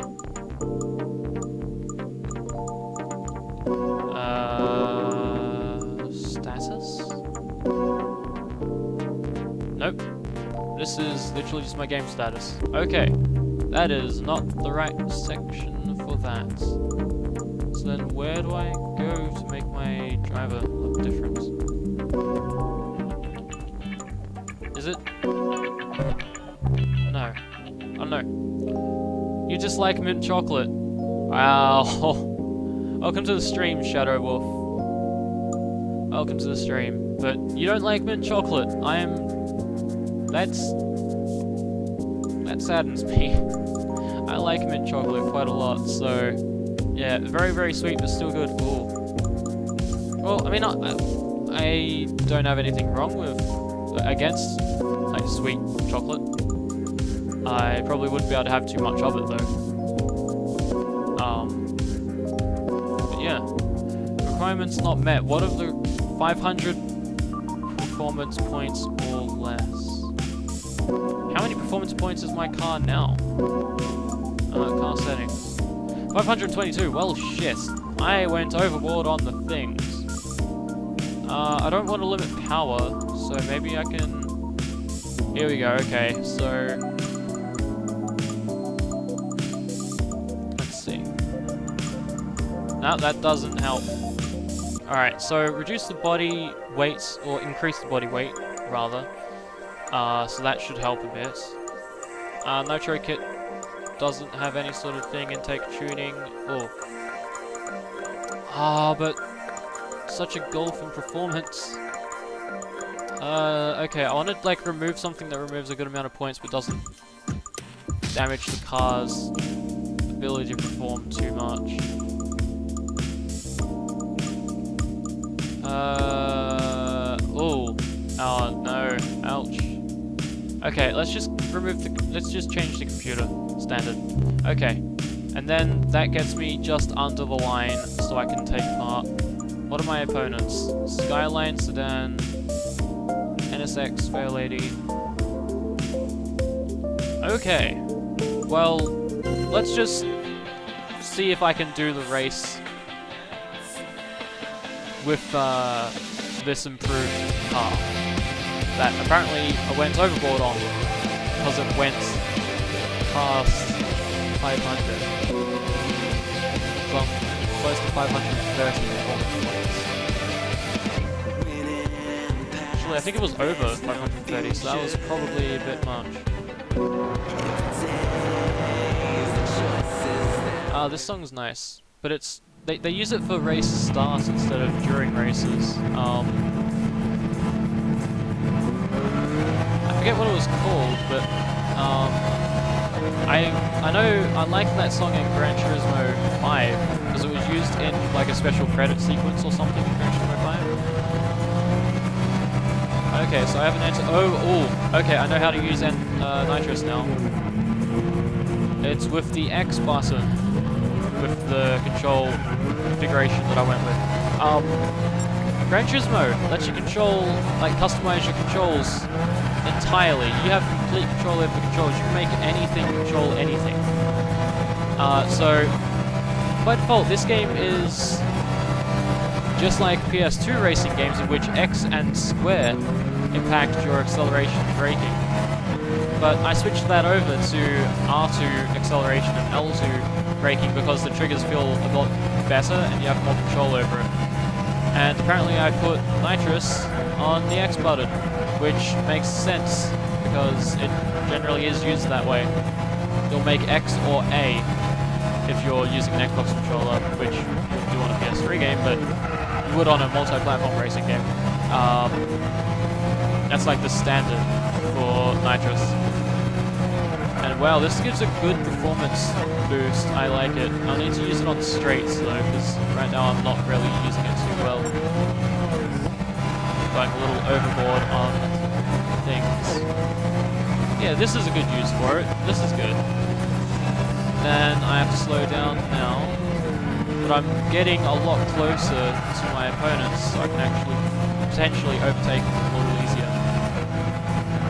Burnout Revenge, Nitro is yeah, it's R1. It's R1. R1 was the nitrous button in that. And then in Burnout Paradise, R2 is acceleration and X is nitrous or boost. I think they just call it boost in Burnout games. They don't actually call it nitrous or anything like that, it's just boost. And I mean, that's all it really needs to be called. They don't need to give it a technical term. I mean, you don't... In the real world, you don't get more N2O from taking other cars and smashing them into traffic. But in Burnout you do, so boost, it's just like... It's rewarding your aggression with the ability to go faster, essentially. That's basically what it does. It's just like, oh, you were really aggressive and smashed that guy into a truck. Here, now you can make your car go faster. Go nuts. Rewarding your aggression with the ability to be even more aggressive, essentially. It seems like N2O in this game does get earned back. I've noticed it isn't always as far down as it was before. I don't know. Maybe I'm just not paying attention enough to N2O. But it seems like I've been earning some every so often. Anyway, it's time to use a decent amount of it so I can get far ahead and avoid getting overtaken by them again. So I'd rather not. I want to win this race. I should probably play around with the performance boost being increased to the top number, but that'll use a lot more nitrous. I think 40% is actually a good number to use because you get a decent amount of a speed boost, but then you also still have a lot to use. You can still stock up a decent amount in case something goes horribly wrong and you end up in shit's creek, getting overtaken by everyone that you're racing. I also like that it flashes red when it's being used, so you can tell, yeah, I'm actually using nitrous. Cool. The button is actually doing the thing. That's how I actually noticed that it was actually the X button that uses N2O. Because it's like, my first thought was basically, will the X button make nitrous happen? And it turned out yes. So apparently past me had the smart enough idea to realize that that's convention with controls now in racing games, and just went ahead and fulfilled it. And Now, present me with access to a tour is thinking past me, thinking ahead to potentially being able to use that to work. And something I just realized is I've not been holding down the R2 button all the way down, which is probably why I was falling behind earlier. I just wasn't pressing the button down hard enough. Which is actually, in PS2 games, that was actually like a valid thing. The harder you pressed the button, the faster you went, because it was actual analog buttons, so they were pressure sensitive. So you could just press the button harder to go faster. That it actually worked, it actually did do it. Every button on the PS2 controller, and the PS3 controller, is analog, save for select, start, PlayStation button, and then the analog stick buttons. So, you know, I mean, even the D-pad is pressure sensitive and analog, so you can press lighter on the D-pad to walk, for example, if a game has D-pad based movement. Oh god, Squid. I get the feeling that if an Icy Lewd emote was to happen, it'd get a lot of use. It'd get quite a bit of use, most likely. Alright, let's not sort by date. Yeah, let's sort by PP. Oh. Okay, let's go with you. And car settings, let's see, what is going on here? Oh. Wait, what's the minimum, what tires? Sports, soft, or less? Okay, let's get soft sport tires going. Yep, equip them, sweet. Okay, so just standard suspension, standard transmission, standard drivetrain, standard power, and body. So you can't do anything with this car, it seems? I guess not. Alright, sure, let's go. I guess it's just got preset horsepower and weight, but the game's just like, no, you'll never know what it is. You must never know. Which is disappointing, but I'll see what happens when I'm driving with the FT-1. I forget what car this is, but it looks like it was a fast one, so I'm gonna drive it. Get more realistic Vroom. Oh, this is a fancy looking car. This is a very fancy looking car. Oh wow. Okay. Sweet. This is really cool. And it shows the gear that it shows what gear it's in on the steering wheel, and it shows when it's reached the point of switching over. That is awesome. And it's paddle shifters as well, obviously. With a car like this, might as well go all the way. Wow. Was not expecting this. Wait, is this Trial Mountain in reverse? Or am I... No, this isn't Trial Mountain. Trial Mountain is very different. So it doesn't... This is Deep Forest, that's right. But it's Deep Forest in reverse. Or is it? I don't know, I'm just... I get the feeling it might be Deep Forest in reverse. It seemed like that was the case, but I'm not entirely sure now. I'll find out when I finish the race, of course. But at the moment it's just speculation as to what this track actually is, what state it's in. If it's been flipped around, we're driving on it the opposite direction, or if it's the way it's always been. Seems like this may actually just be the default configuration, and I'm just silly. Didn't realize. Alright. Careful here. You don't always need to brake like lower down to the gear that it specifies. You can usually get away with one higher, provided you're not going too quickly. And then just rely on the steering being good enough. Of course, that's not always going to work, but this car's got really good steering, as it turns out, so I can definitely do this without too much trouble. It'd be nice if I had more control over it, but hey, it seems like it's good enough as is. Alright, be right back, guys.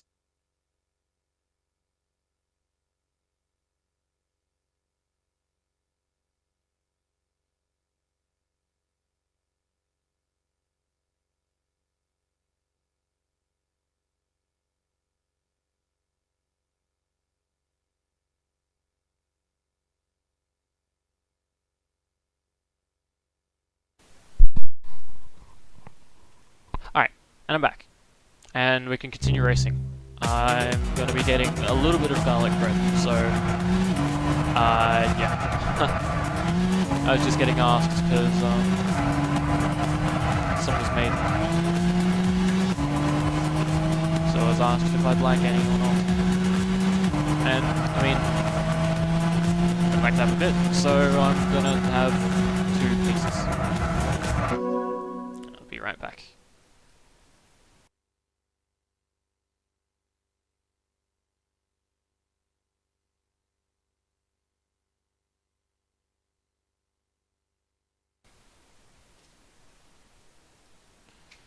Alright, and just so you guys can see it, there it is, garlic bread. So I'm just going to let that cool down and then I'll have it. Yeah, garlic bread, it's nice. It's really nice to have. So, yeah.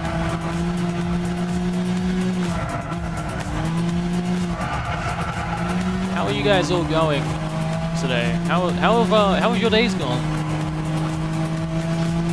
Out of curiosity, you guys have you guys had good days? Anything interesting happen? I didn't really have too much stuff happen today for me personally, other than at uni we were supposed to be doing mock-ups of our industry presentations, and they went longer than expected, and as a result, so my team's presentation was due at 3:50. That's when we were going to do it, and so I get into uni at around 8 o'clock in the morning, and I leave at 4. That's basically 8 hours of work.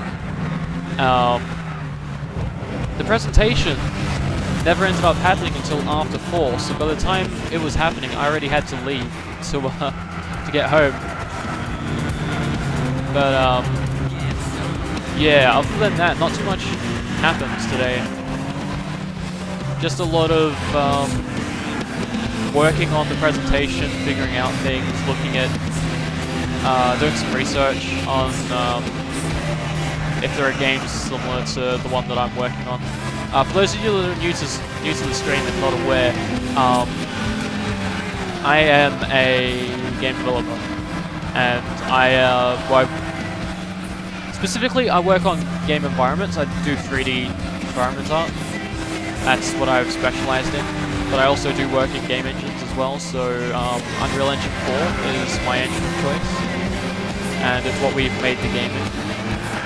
The game itself being a it's a 2 to 4 player multiplayer local multiplayer brawler where you play as toys, beat each other up, and the health system isn't just a bar. What we do for health is the toys' limbs. There are 4 limbs, the arms and legs.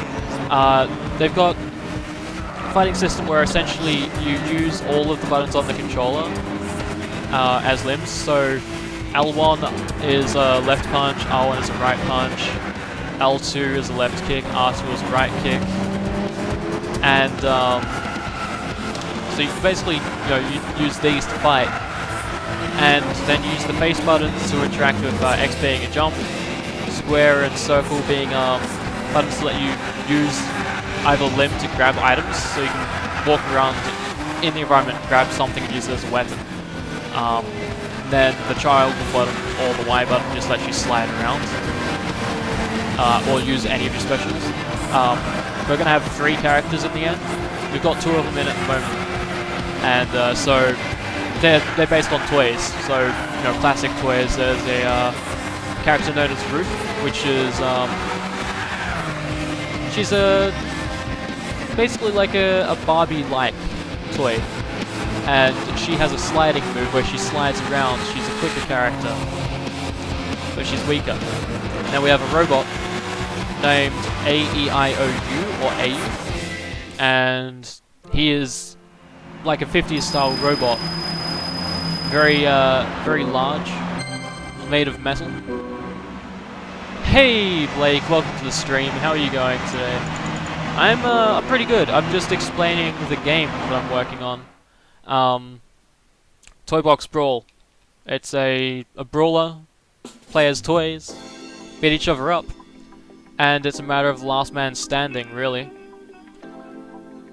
Something that's pretty interesting in the game is that the health system, as I was saying before, is not your typical one. Instead, the health system is based on the amount of limbs that you have left. So, once you've lost all your limbs, your character is done. You explode into...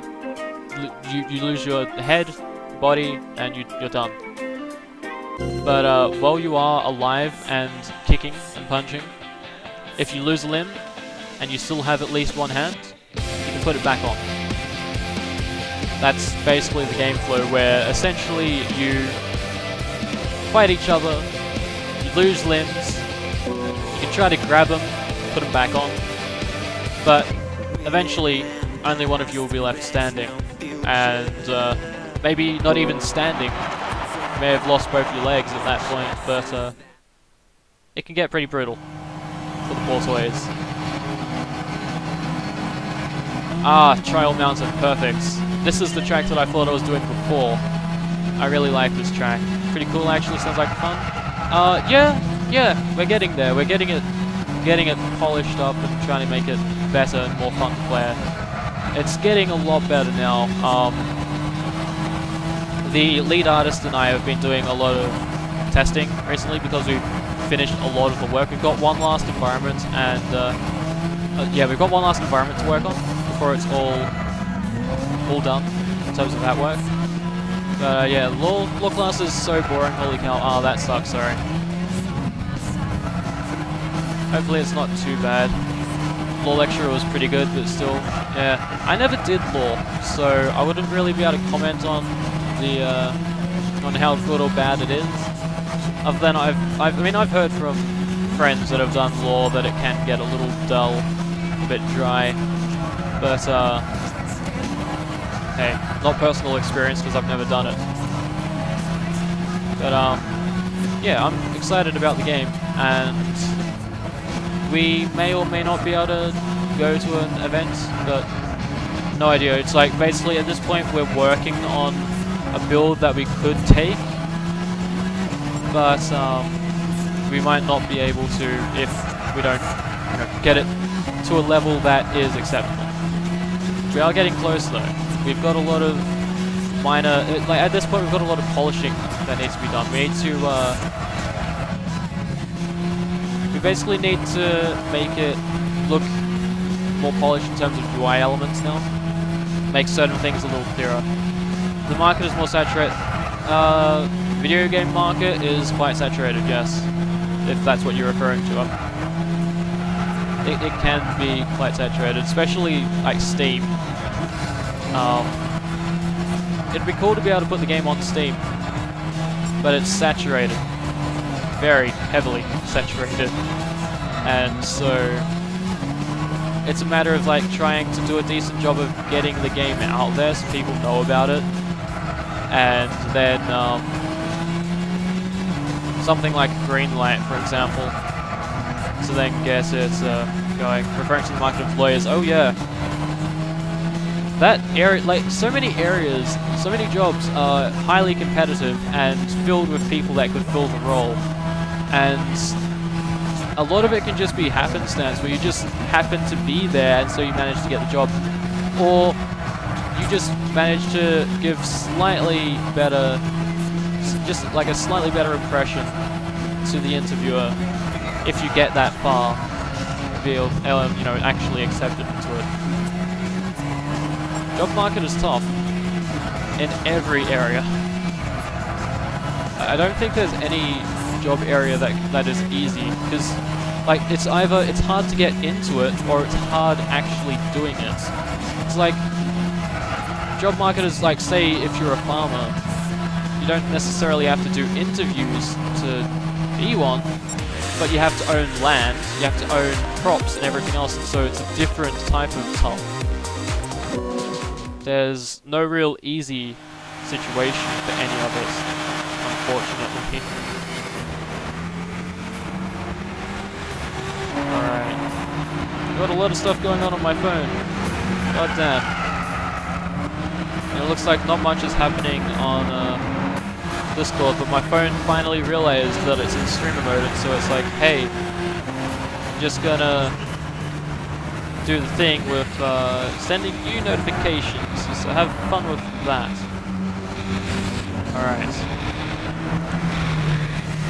Remember your first Atari. Nice flying Dutchman. Welcome to the stream, by the way. I've never played an Atari.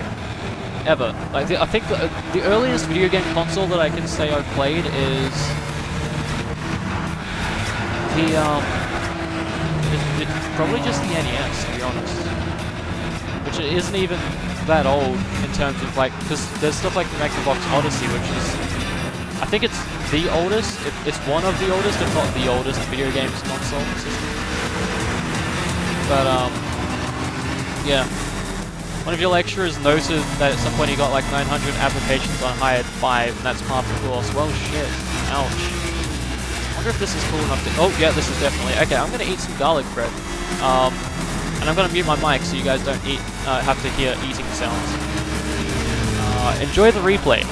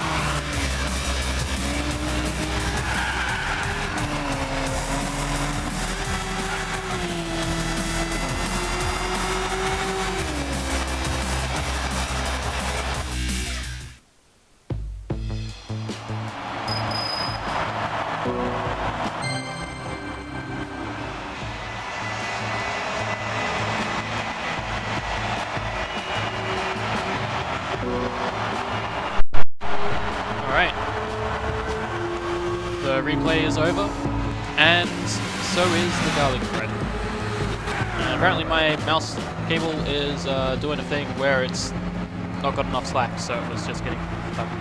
Oh yeah. I'm gonna show this. I'm gonna just free it. Alright, I have a new mouse. I don't know if I ever showed you guys my old one, but I got a new one because its scroll wheel was being funky. So this is my new mouse. It is a Ducky Special, which is cool. It's a driverless mouse, so I just plug it in and it works. I don't need to use any sort of drivers or anything. It's got RGB lights, so I just made it blue because, you know, surprise, surprise, everything that I have on stream is blue in terms of graphics, so of course I'd make my mouse blue as well. But, yeah, I'm really happy with this mouse. I also, it came with this massive mouse pad that completely covers my desk. Or at least the part that slides out that's got my, my keyboard and mouse on it. Yeah, it's pretty cool. Race 3 time.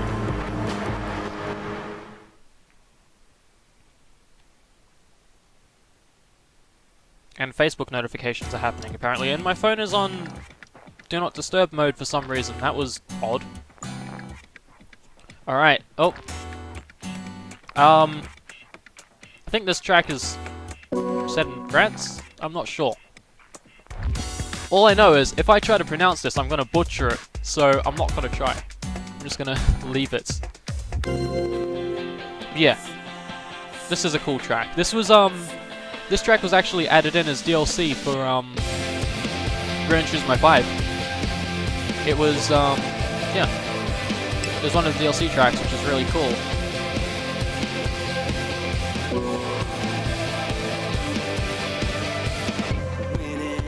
Alright, looks like some stuff's happening on Facebook. Not much. Just a thing in a group. Spa, best track ever. It's a nice track, yeah. It is a nice track. Seems like my my tea bag's still got some tea in it. Yeah. I have no idea how to pronounce any of that. At all. So I'm not even gonna try.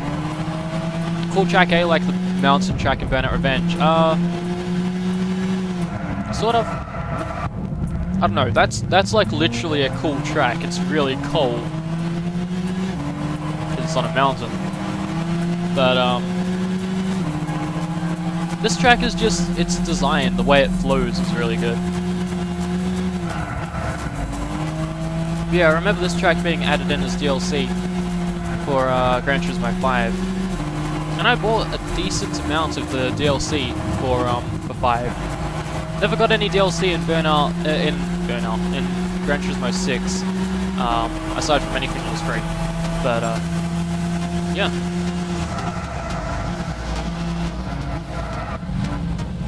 All right. Yeah, I don't know. It's a nice track. It's cool. There are some tracks that are just nightmares, though.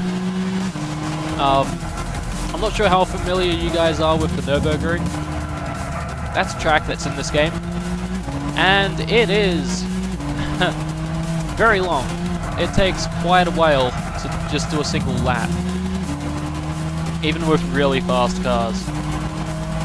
Like, lap times are very lengthy. Very, very lengthy. And Gran Turismo 5 had a 24-hour endurance event set on the Nürburgring. I never did it, but I saw it was there, and it's like, oh god. Because here's the thing, for those of you that don't know, the Gran Turismo games have endurance races in them, and they are real time. They count as real time, so there are 24-hour races that actually go over the course of 24 hours. So that's a thing in this game, in these games. Track is steeped in history, built in 1920 at the Green Hill, lap times of around 8 to 9 minutes. Yeah, for the Nürburgring, it's crazy. It is really lengthy.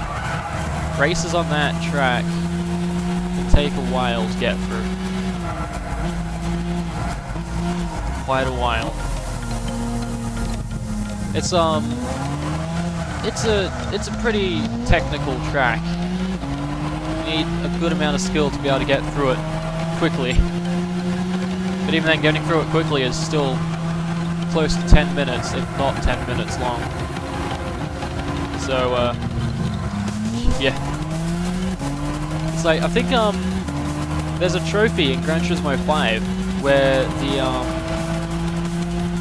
the Nissan GTR, I think it was the 2010 one, or, you know, the newest one at the time of Gran Turismo 5, there was a trophy for beating the lap time that they managed to set with that car on the Nürburgring. And I think I managed to get that trophy, I'm not sure. I think I remember it dinging, but yeah, they use that track to test a lot of their, like, a lot of car manufacturers will use the Nürburgring to test their cars as well.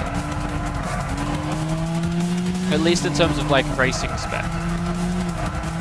Which is, it makes sense, because it's a ridiculous track, and it's also like, yeah, we're gonna make a car that can make the best lap time on this track. We're gonna do our best.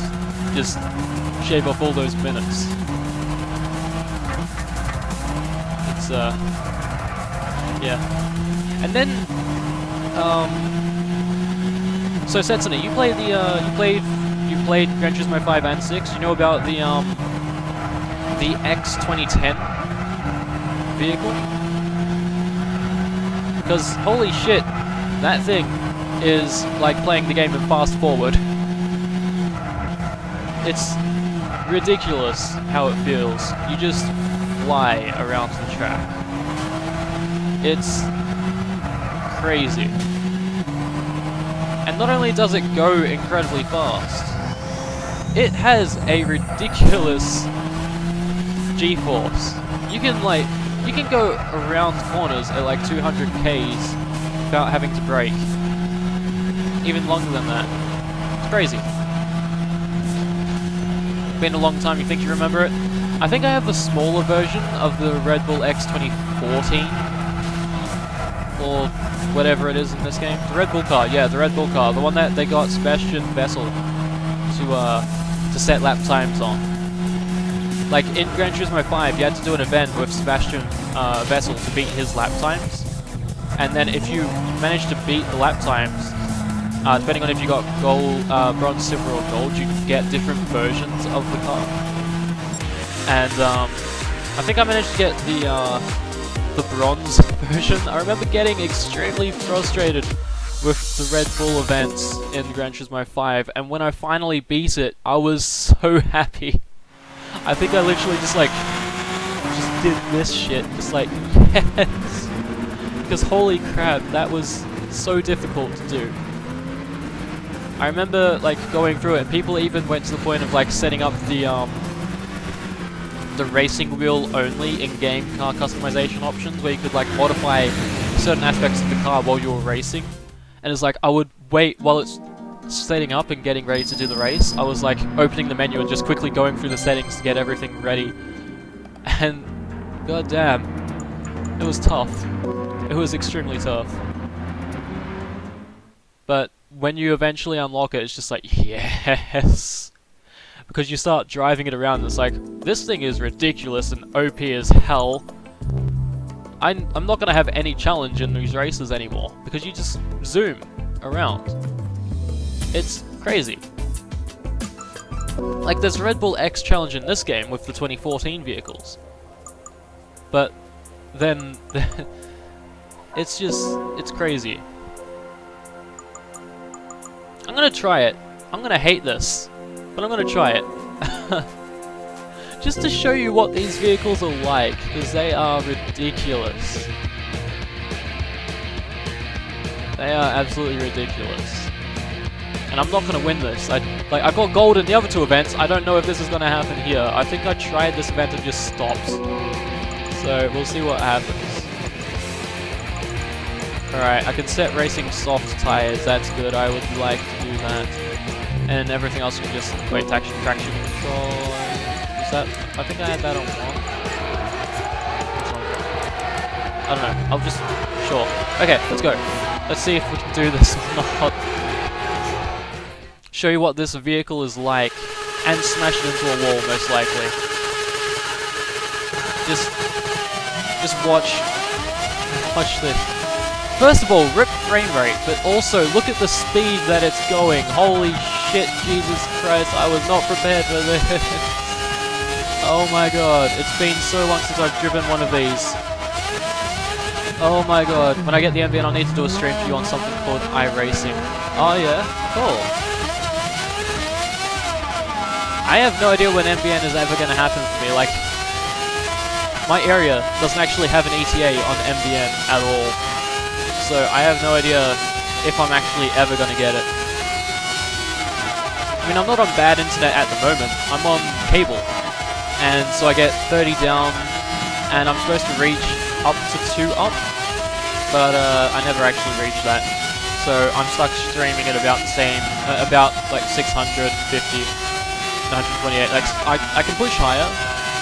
And depending on the time of day, and then also other factors, I can do about 1,000, but that's very rare, and only when I'm extremely lucky.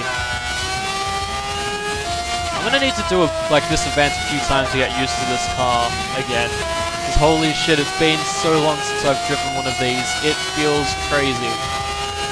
This shit is ridiculous, it goes so fast, and then you just like scream around the corners. It is just... holy shit. It's just flying.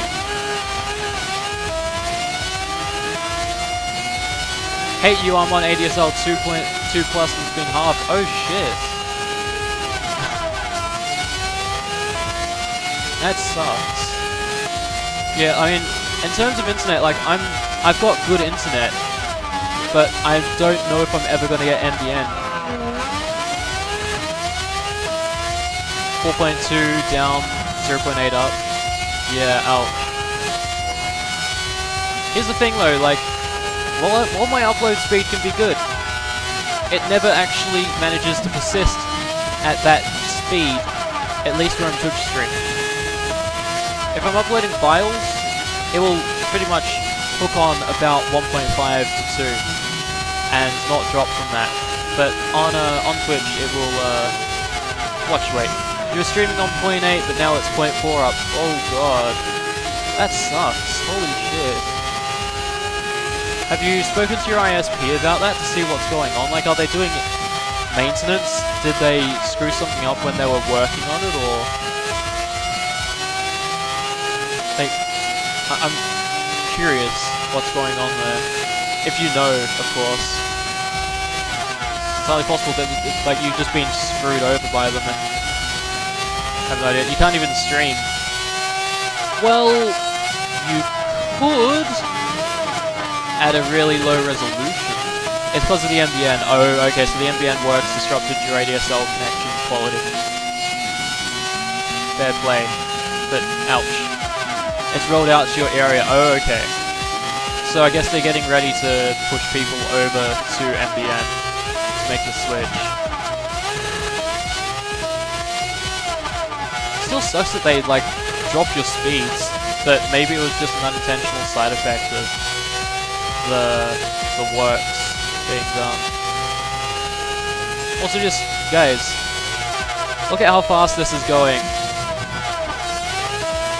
I hope the stream is handling this okay, but I don't think it is. But just, if you can see what's going on properly, look at the speed that it's going at. Just... Jesus Christ. Screaming around corners. Flying down the track. It's ridiculous. I need to get better at driving it though. It's been a while. Streamlabs handling it fine. Okay, sweet. But yeah, what do you guys think of this beast? Because holy shit. I was not ready to drive this again. I was not prepared. At all. Not at all. Yeah, I'm gonna need to do a lot of practicing on this to get it actually get good. Going in tomorrow to Telstra to get onto the MBN, hopefully. Okay, sweet. Well, hopefully it works out for you, Setsuna. Hopefully you're able to get MBN. Because, yeah. That's kilometers, Squid. It's not miles, it's kilometers. It's going 300 kilometers an hour. If it was miles, holy shit. That'd be crazy, but, kilometers.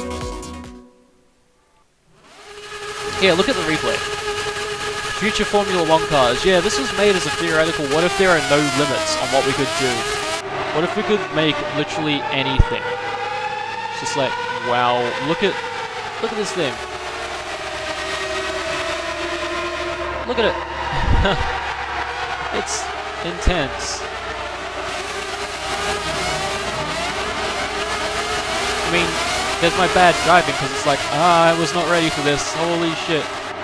Fastest speed you can get in Burnout Revenge is about 340. Oh, I've managed to make this thing, Squid. I managed to make the X2010. No, the X2011 reach 500 kilometers an hour. I managed to make it reach 500. Going down a straight, it was just screaming down at 500. It was crazy. It was intense. Just flying.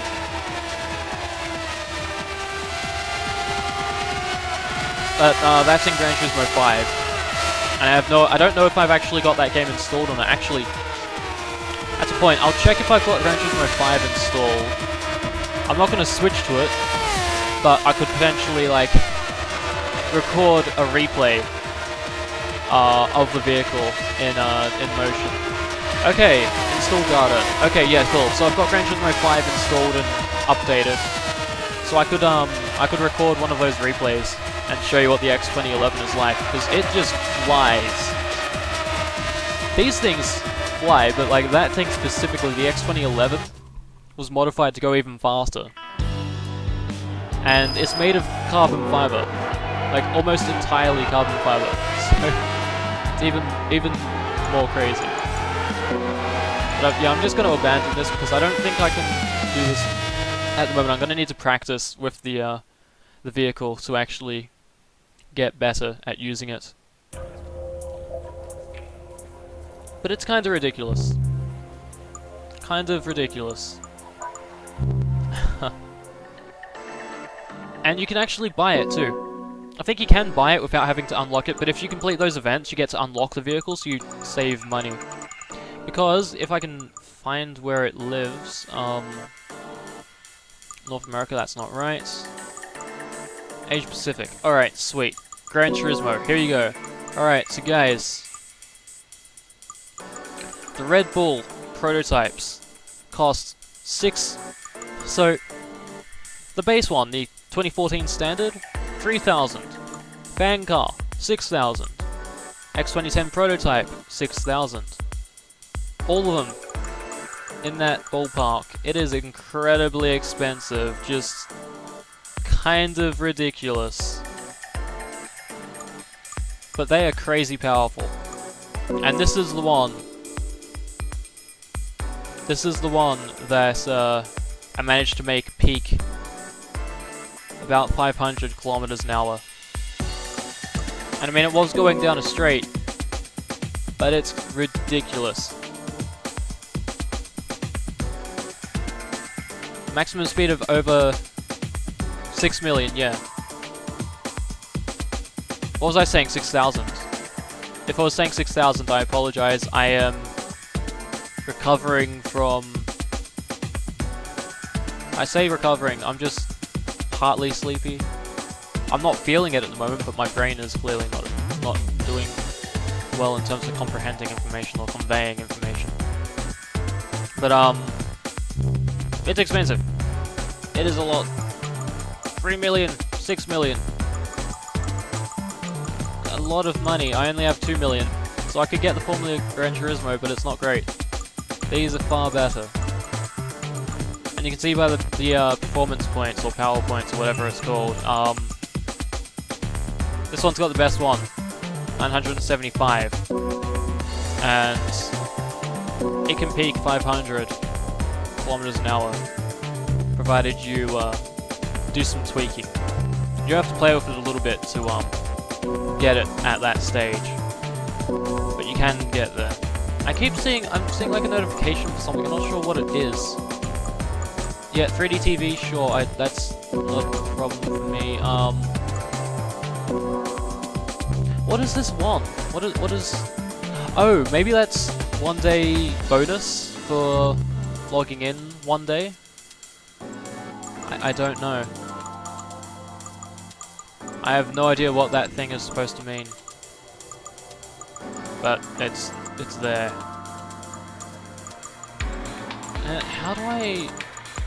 How was it that I could customize my character? Community? I'm just gonna see if I can figure out what it was that I could do to customize what my driver looked like. Oh, here we go, community area. Okay, sweet. Oh. Select photo. Oh. Ooh. Do I have a photo of my driver that I can use, perhaps? Because that'd be useful. Maybe. If I have one. I don't. Can I take one? No.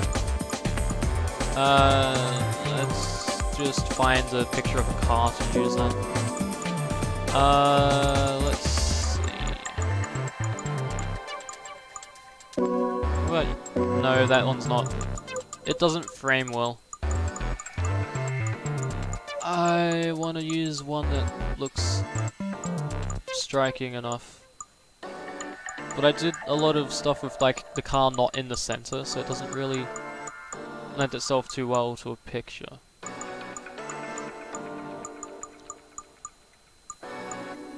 Let's just go with you. Sure.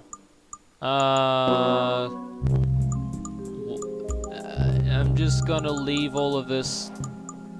Yes, good. That's exact. That is fine.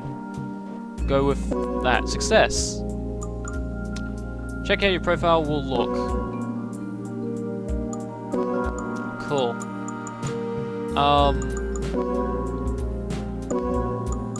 God damn it. You can change your driver because you can buy racing gear, and I had racing gear. I have, yeah, like I have this stuff. I have the Diamondback stuff, like that. But, I don't remember where I needed to go to put that stuff on. Like, I've got a lot of this stuff. Oh, not a lot of it, but I've got a fair bit of this stuff that I can use for my racer. But I don't know where to go to actually get it on him. Which is the problem. Because I want to do that. I want to... Is it status? No, I tried status before. But yeah, there was something that I could do to check... Oh, race! Found it! Garage! Here we go, okay. Wear that. Racing suit. Wear that. There we go. Sweet. Okay, I'm happy. My driver is very serious looking. And very dark. You can't really see him too well now, but hey. Let's do a, I want to try out the Junior Red Bull vehicle. And we'll do it in an original track, just because they're cool. Ooh. Okay, this could be a mistake, but let's do the kart space. Thanks, Metro Notify. I don't really care about that. Car is favorite. Oh, they don't let you take actual cars onto the track. That's disappointing. That is really disappointing. Why is that not allowed? Whatever. Let's just ignore that. Let's just go to the high speed ring in that case, because that's... yeah, variable weather, sure. Choose from favorites. Did I have the Junior vehicle in here? I didn't. Oh no, I do. Here it is. Race difficulty intermediate, number of laps 4, sure. Good. Let's do it. Alright.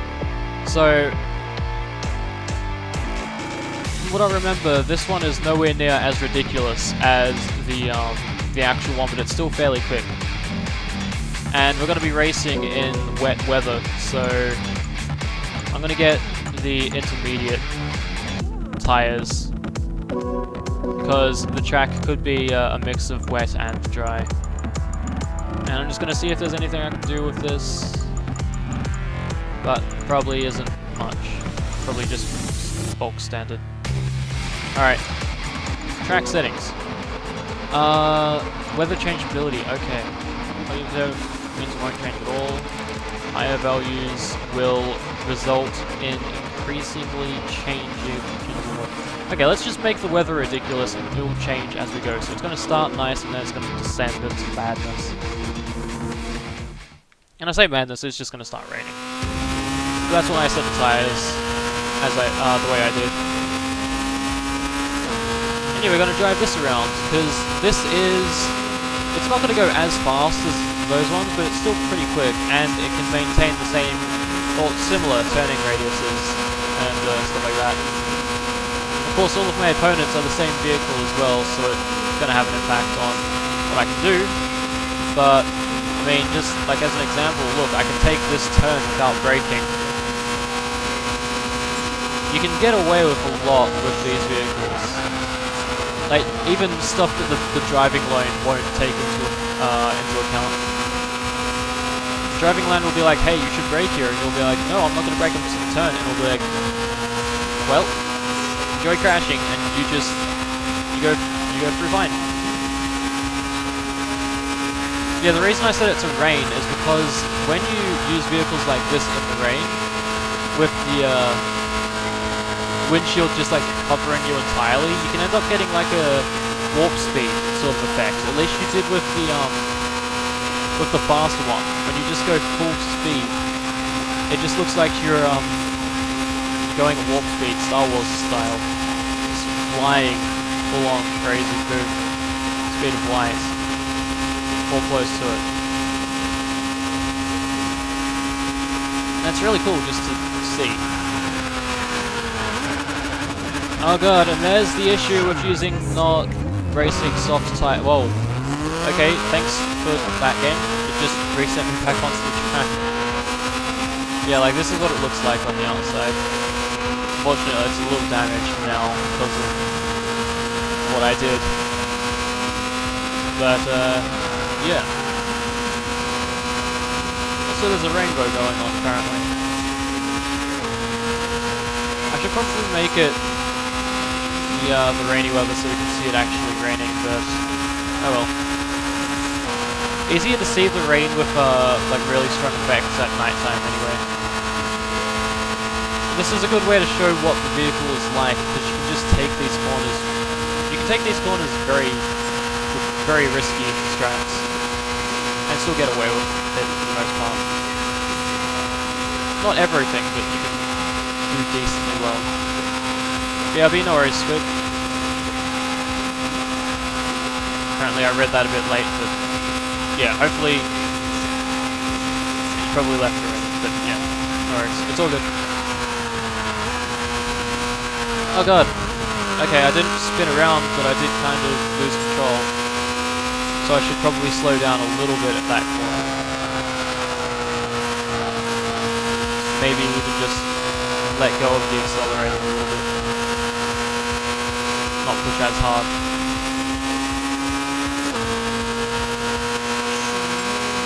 Yeah. Cool, 2.5 hours. I am proud of me for being able to do it this long.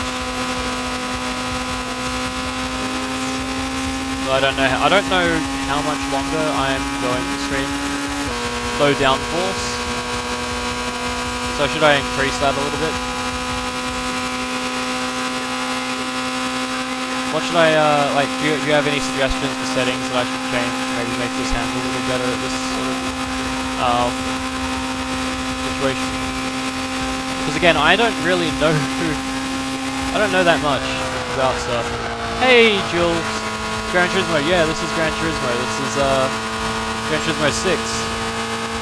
And I am driving around with the Red Bull X2014 Junior, which is a smaller version of the ridiculous beast that is the X2014, which is closely related to the X2010 and 2011 prototype. all crazy fast vehicles with ridiculous turning. Really, really crazy steering quality. Look at how it does this. Oh, there's the rain. Yeah, you don't exactly get the same sort of like warp speed effect, but you get something neat anyway. Yeah, I kind of messed up a lot in this race because I didn't know what I was doing.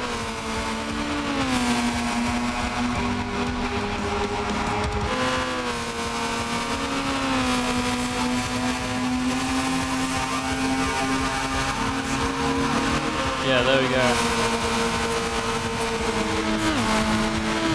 I could probably set it so that it was raining at the beginning, and then I could use the other tire type. Actually, let's do that.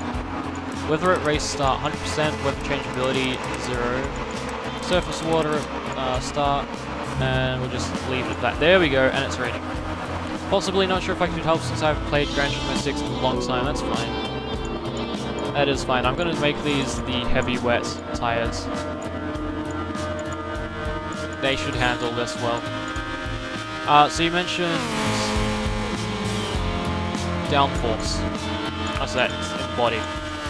Here we go. So we've got 800 level and 900 level. 800 on the front, 900 on the rear. Downforce acting on the front and rear of the car. Select the front or the rear with the sliders. Reverse to the right. Stronger than B, effective with like air pressure is forced downwards. Speaking, the more downforce the car generates, more resistance and experience, and the lower its top speed will be. However, the balancing effect can be influenced by changing the front and rear valve lengths. Okay. Cool. And then there's a ballast, so you can reduce its performance points. So you can use it in other events, potentially. Weight distribution is more towards the back. Interesting. Let's just put that back to 0. Change anything? No. Okay. Cool. I'm just looking at all of this stuff and like, I have no idea what I'm doing.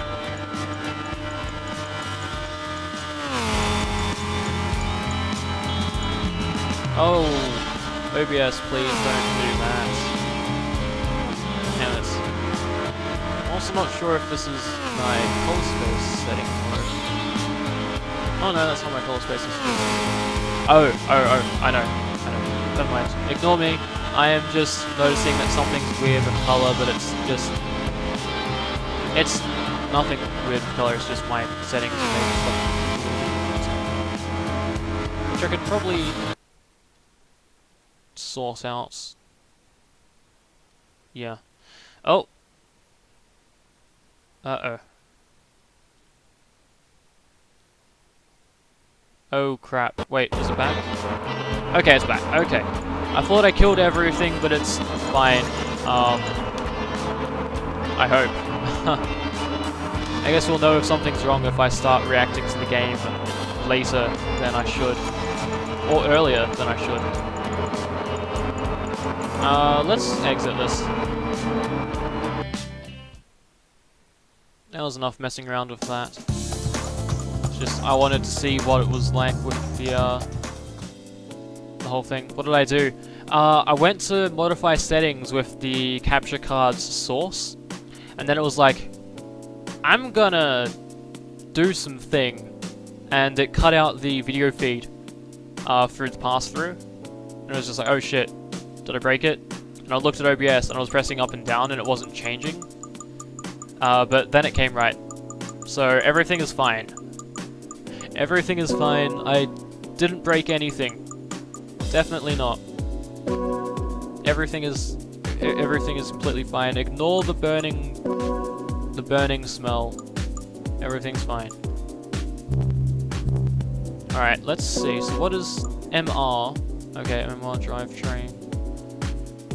I'm gonna see if I have any other vehicles that fit this, because I don't want to use that one. What do they have here? NSX Type R. Desperate Sports and a Ferrari. Alright, let's see the NSX. So that's a Nissan. Alright. Dealerships. And...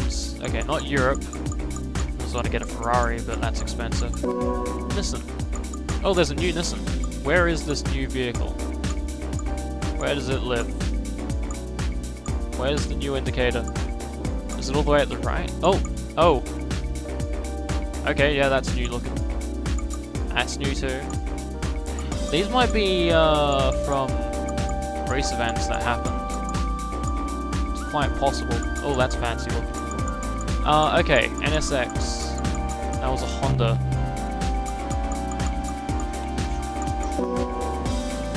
I think.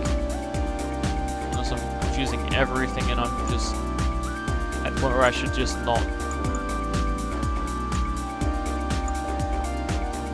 Oh no, NSX, I was right. Cool. Okay, everything is fine. So I'm looking for one that's M... oh, these are all MR. Okay. And I need to be under 500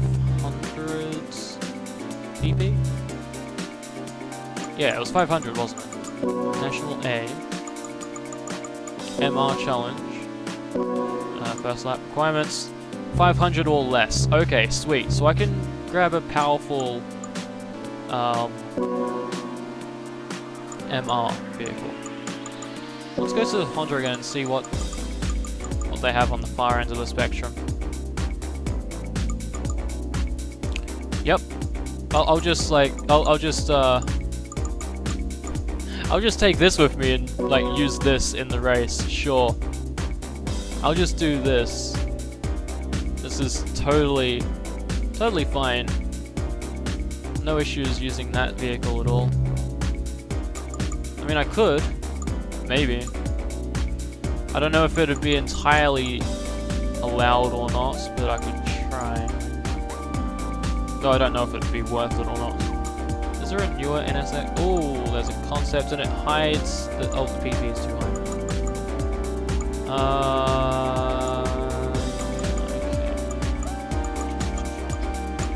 Okay. Sure. Okay, so the highest that I can go is with the the HSC 2003 model. I'm gonna go with you. Are you a premium model or are you interior detailed? Okay, sweet. Let's see what colors you have. I like the blue one. Surprise, surprise. Yeah, let's buy it. Sure, why not? Done. Cool. And now we get fancy new car screen. Car required, delivering car. Oh yeah, and I get a paint color. Every new car that you get, you'll get its associated color with the vehicle as well.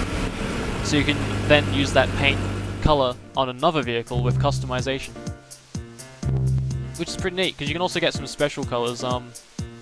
Like in Gran Turismo 5, I got the DLC, and I got the DLC that had the special paint colors as well. And so I had all these like fancy chrome colors and stuff like that. Oh, I have one. Or is that just like one I can... oh no, I have it. Okay. So yeah, I have all these like colors unlocked through playing the game that I can use, which is pretty cool.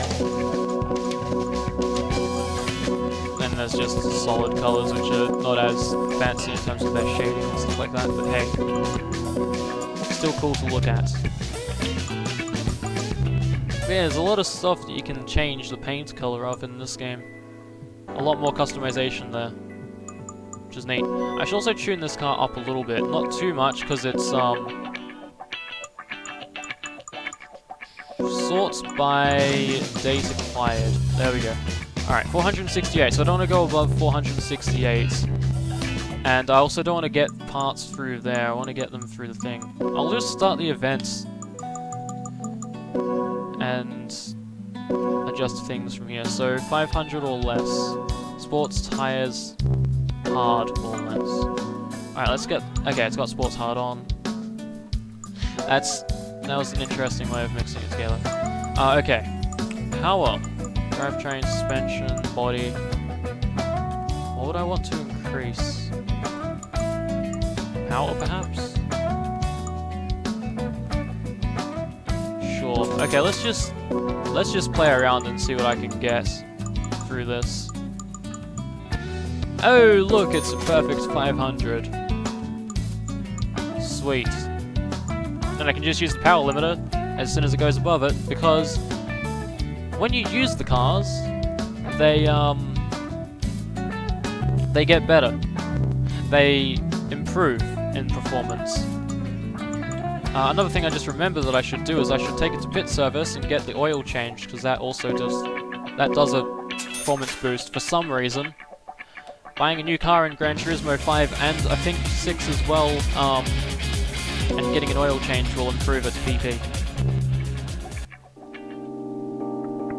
So I think if I take a look at it now, 507 PP. There you go. Yeah, so oil changes. When you get a new car in Gran Turismo, do an oil change. And just doing that will improve its performance a little bit, which is really cool. But also a little bad. It's cool, but it's bad. Alright. Ugh, I don't want to have to buy a thing to downgrade it. Be right back.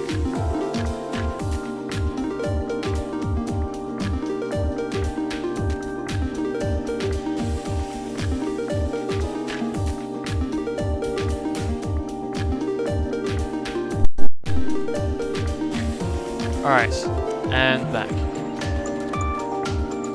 I'm trying to figure... Oh. Ah, here we go, intake tuning. So I'll just take that off. Cool, okay.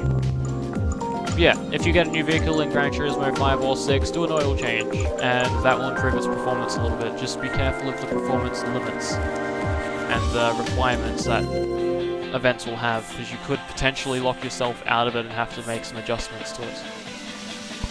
Especially if you buy it and it's right on the edge.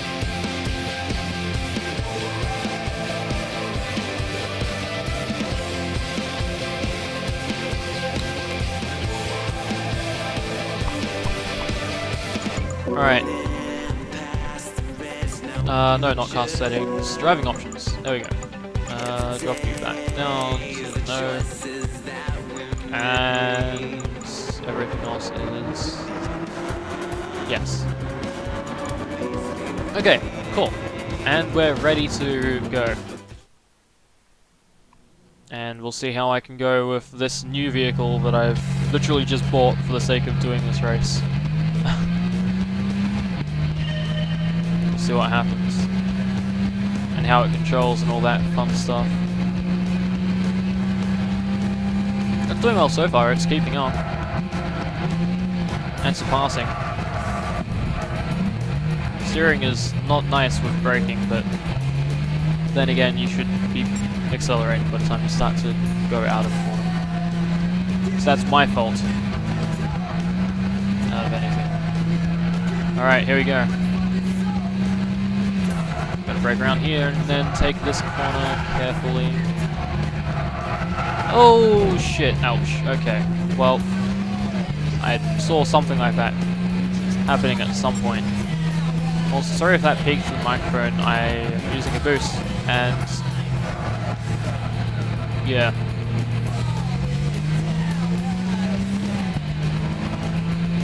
Sorry if that caused any issues.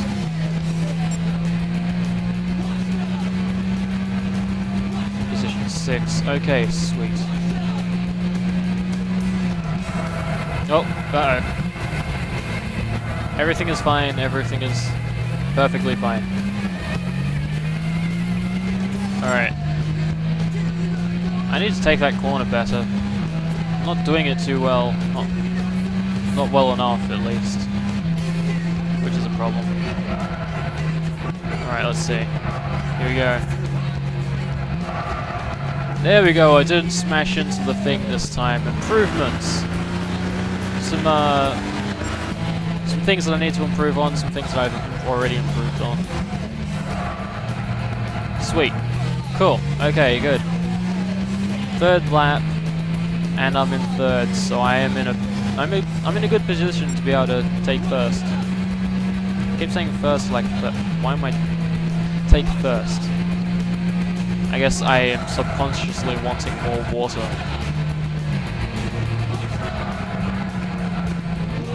Alright, here we go. Just slipstream behind them to speed up a little quicker. Alright, and overtake. Good. Now we've only got one person to get past. Hey, done. Okay, now I just need to maintain this position. Oh, that's a Ford GT. Ooh. Ooh, you can drive those in this event. Huh. So it turns out I don't have one of those vehicles in this game. I should definitely grab one at some point. But this car's doing well for now. And I won the race again, so that's sweet. So far the only event I've had trouble with is the Red Bull one, and I knew I would have trouble with this, so I'm not even disappointed, not even mad. It was expected. I had a feeling it'd happen. And it did. Ah, so that's what that one is. It's a login bonus. Okay, sweet. So yeah, every day that you play this game, you will get an additional bonus. I think it caps at a certain point. I don't remember when it caps, but it does have a cap. And, yeah, but it's pretty cool. Trial Mountain, nice, okay. How's this going for performance now? Has it gone up a little? No, still 497, sweet. Cool. Trial Mountain. I like this track, as I've said before. But it's nice. Alright. Oh yeah, this song was called Day to Live. I think. Yeah, I think it's called Day to Live. They have, that vocalist did a bunch of songs for Gran Turismo 5 and 6. Like he did Survive, Soul on Display, Edge of the World, Day to Live. I think he may have done another one that I'm not thinking of at the moment, or that may have been it. But yeah, he did a decent amount. And I really liked Soul on Display was a pretty cool song. I remember when they had the contest for people to name the song actually. And someone decided to name the song with the theme that Survive went with, where it had numbers in the title. It was pretty neat. And Soul on Display was definitely a good title for the song. Same thing with Survive. Survive was pretty cool. Intro song for Gran Turismo 5 Prologue. And then the version of Moon Over the Castle that was in Gran Turismo 5 Prologue was pretty good too. And for those of you that don't know what I'm talking about, the Gran Turismo games, the English and Japanese versions, like English is in the ones that are translated, have different intros and different intro songs. The Japanese Gran Turismo games have Moon Over the Castle as a recurring theme that's in every single one of their intros, and it's a really, really cool song. But it's not used in the Western versions, only in the Japanese one. But they do sometimes still have the songs in the game, and they're really good. I might when I end this stream, I'll pick out the Moon Over the Castle for Gran Turismo 5, so you guys can hear it. I don't know if I have the one for Gran Turismo 6, if there is one for Gran Turismo 6, I'm not aware if there was one. If there is one, then I should try and get it, but if there isn't, then that sucks. But, I'll grab the one that's for 5, and play that when I close the stream. Because it's pretty good. I liked it. I like all of them. They all have their own style. Like, they have the same recurring motif. It's like, it's literally the theme of Gran Turismo. But, yeah. each version is unique in some areas with how they do certain things, how they even like open the song, because each like Moon Over the Castle opens with a more orchestral sort of style, and then it moves over to being like sort of rock with a lot of guitar in it. But it all of them start more relaxed and dramatic before shifting tone. But it's really, really good. Really, really good. The Gran Turismo games generally manage to have pretty good soundtracks too. I can't comment too much on this game's one because I haven't played it in ages, but like Gran Turismo 5 had a fairly decent soundtrack. Gran Turismo 3 I think is one that I remember a good amount of. They started, like, the intro for that game has a song from Weezer, I believe it was, I think they're Weezer, as the intro song. After it has this dramatic, because all the Gran Turismo intros focus on either building a car or car parts or some sort of dramatic, you know, something relating to cars, before shifting over into either rendered or gameplay or real life footage of cars racing. And when they do that shift, that's when they change to the song and or shift over to the more recognizable part of Moon Over the Castle. And Gran Turismo 3 used a song from Weezer, if I'm remembering the band's name correctly. And that's one that I remember quite a bit. Mostly because I rented that game a lot when I was younger and have a good few memories of playing it. I wasn't good at it because I was a child and didn't know what I was doing, but I still enjoyed the soundtrack. And when a game has a good soundtrack, it can definitely help with making it more memorable. Because I think hearing and like the senses of smelling or scent and what you hear evoke stronger memories than what you see. So smelling something can bring up memories, stronger memories than seeing something and hearing something as well. It's like there are some songs that I'll associate with playing certain games simply because that song was playing while I was playing this game. Or there's a song that I recognize from a game's intro and I'll recognize it and associate it with that game. Or there's a smell that I'll recognize like a specific point in my life. Like say I was walking home, but I remember the smell being particularly strong at this point. I'll remember like that point, like that moment of me walking home, even if like there were many days like it. I'll remember just that specific day, and then like stuff that happened around it as well. And memories are weird, as well as like stuff that can trigger memories. It's interesting stuff, really, really interesting stuff, really weird stuff, but really interesting regardless. It's interesting to think about it, and just like how it works, how memories work, and how it behaves, and everything else like that.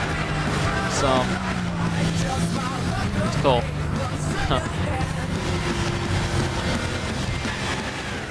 I don't know, it's like, do you guys have any memories that are like brought up by specific moments?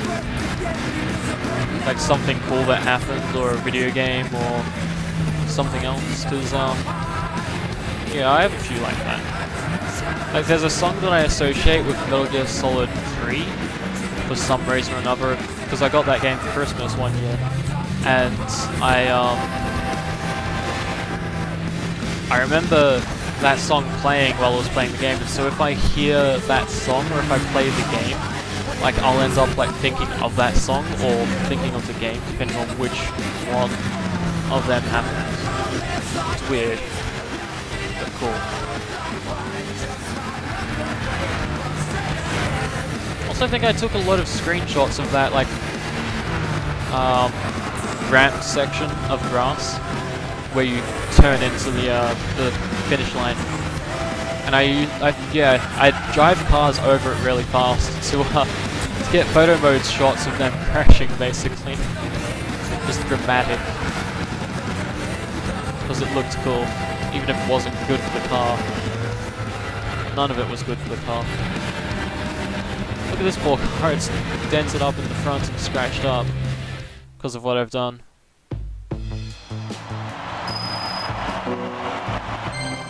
Alright. And with that we can move back to the exit. And we'll have race number 3 to attend to in MR. And I still don't know what that stands for. Maybe it's like mid-mounted for engine? Yeah, mid-mounted engine. Okay, GG. Mid-mounted engines. Rear wheel... Okay, so it's a rear wheel drive. Or rear. I gotta work on my pronunciation apparently. Rear wheel drive. Mid-mounted engine. So I guess that'd mean that it's fairly balanced with weight and stuff too, if the engine's in the center or the middle of the car. But that can make things interesting, I guess, for builders and working on it.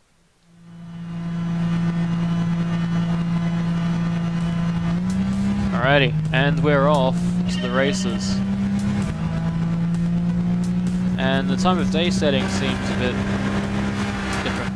No, it's just that it's literally nothing's changed. Aside from the fact that there's the tinted effect from the windshield. I hope that Gran Turismo Sport has windshield reflections, because every other game has them now. Like Forza series has them, Drive Club has them. I think even Gran Theft Auto 5 has some amount of it in first-person view in cars. It looks weird, but it seems like they've got at least some amount of it going on. So Gran Turismo Sport definitely should. They've already mentioned that they're improved, like they're using the PBR shading method, which is physically based rendering. And what that is designed to achieve is basically graphics that more closely resemble real life by making materials in game that behave the way that they would in real life. It also changes the way that you do textures for games. So, like, say you look at if you looked at textures for, let's see, I don't know, an early PS3 game and compared it to, you know, I guess the same game in the series but using PBR, you'd notice that the base color texture is drastically different because it changes the workflow so much. Like that's a good sign that they're using a PBR workflow for Gran Turismo Sport. That means that they are improving the graphics, at least in that extent. But I am curious if they're going to do windshield, like a lot of the more minute graphical niceties, like windshield reflections. Because that'll be really cool to see. Just being able to see the dashboard light up and get it reflected. Stuff like that.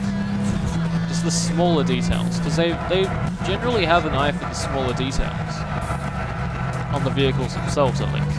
And so I'd be more surprised if they didn't have it in there. I'm just hoping they do. Because if they don't, then people are going to pull them up on it and be like, why is this game not doing this, this, and this when every other game like this in this generation of consoles is doing this thing? I'm also curious if they're going to make the, because the numbered Forza games all target 60 FPS, and the two most recent ones, 5 and 6, I think they're 1080p 60 FPS on the Xbox One. So I'm hoping that Gran Turismo Sport goes for 1080p 60 FPS on the PS4, on the base PS4, not the Pro, on this one that that I have, not the PS3 that I'm running, but like the one that I have with me. Is it like then they can make the Pro go for some sort of in-between resolution between 1080p and 4K, and target 60 FPS there as well, and get some nice graphical upgrades going as well. That'll make people be like, wow, look, Polyphony Digital is doing what they are known for, really good graphics and also frame rates that hold up decently well. Save for this game, when you run it in 1080p like I am now, and then particle effects cause the frame rate to dip quite dramatically. Especially when you're doing the Red Bull X 2014 event, where the smoke effects cause the frame rate to dip to something around 30 FPS, and it really doesn't look or feel good. But I pick up on frame rate issues a lot more now, because my PC monitor, the one I'm gaming on now, is it's a 144 Hz monitor, so I can see frame rates up to 144 FPS.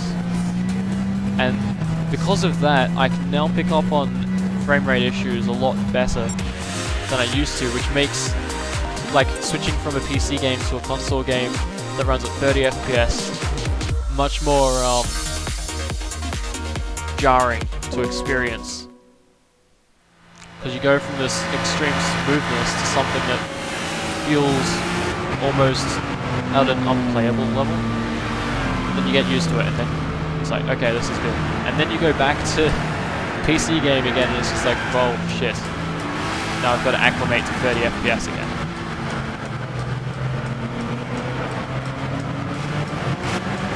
I did decently well with this race too, but I'm not gonna let the replay play out. I'm just gonna skip it over. That login bonus is nice to have. It's really nice to have. Alright, moving onwards. What else do we have to do? What other things are we doing? 4-wheel drive challenge, okay. And is this still a 500? Yep, 500. Alright. That's... okay. Let's go to all. And I'll just 4-wheel drive, way too powerful. 4-wheel drive, way too powerful. 4-wheel drive, way too powerful. Hey Mexicans, how are you going today? Welcome to the stream. I'm playing Gran Turismo 6 because I felt like it, mostly. But also because it was the winner. Like, closer to choosing the winner of the poll, I felt like playing Gran Turismo 6, and so that's what I booted up first to test, to make sure it was ready and updated. But then I saw it was actually winning the poll, it wasn't tied anymore, so at that point I decided I'd just close it at that and leave it. It's entirely possible that Jack and Daxter ended up getting more votes, or another vote and tied it again, but at that point I would have chosen this anyway. As much as it would probably disappoint people that wanted to see Jack and Daxter, but just because I'm not doing it today doesn't mean I can't do it another day. And I feel like doing that game in a longer stream could potentially be better. Something like this lends itself to like one-offs, or even just like every so often random— oh my god! My login bonus just ticked over to a second day. Somehow. Okay, well... I mean... oh, my PS3 thinks it's 12 AM when it's only 11 AM. I mean... I didn't realize that that was a thing, so... oh, hey Leah, welcome to the stream. Oh, you fell asleep again. Aw. Well, you made it here. You made it to the stream. I'm about 3 hours in now, but I'm still going. You're not terrible, you're okay. You did stay up, like... You ended up staying up all day yesterday from getting up at, like, a really awkward time, so it makes sense that you would have ended up having issues with sleeping today. It can be tough. Sleeping is tough. Sleeping and just all of that stuff can be a bit of a mess at times. What are the featured vehicles right now? Oh hey, look, I have that. Oh, there's a racing cars. Hybrid vehicles. Expo. Viper. Nice. I don't feel like buying any of these. Unless there's a 4-wheel drive. But it doesn't... Oh wait, no. Here we go.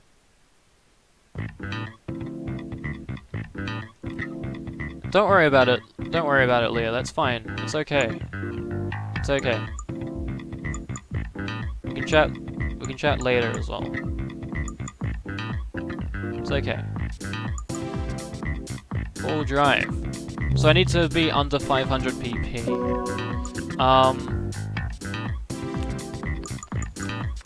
Range Rover. I'm gonna see what 4-wheel drives I have and maybe I can... No, it's not worth reducing the performance. It's better off getting something that's closer to it and then making it better. Let's go with you and see what colors... Oh my god, there are a lot of colors. Holy shit, there are so many colors. So many colors. So many colors. Oh god, way too many colors. Okay, chat. Guys, what colors do you like? Because there are so many choices. I don't know what to choose. There are so many colors. Thanks for the host, Leah. Really appreciate it. But yeah, car colors. Do you guys have a suggestion? Because holy shit, there are so many. I don't know what to choose, to be honest. There's just way too many choices here.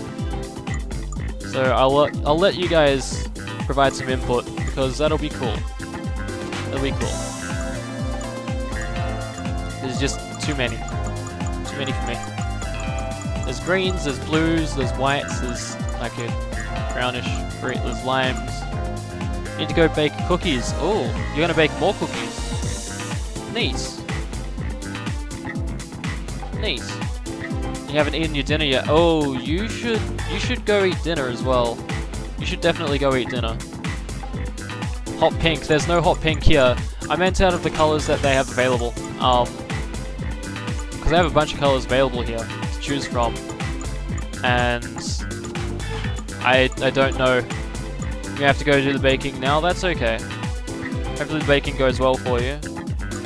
Hopefully it does. I'm just catching up on things on my phone and seeing what's going on. Stuff is happening.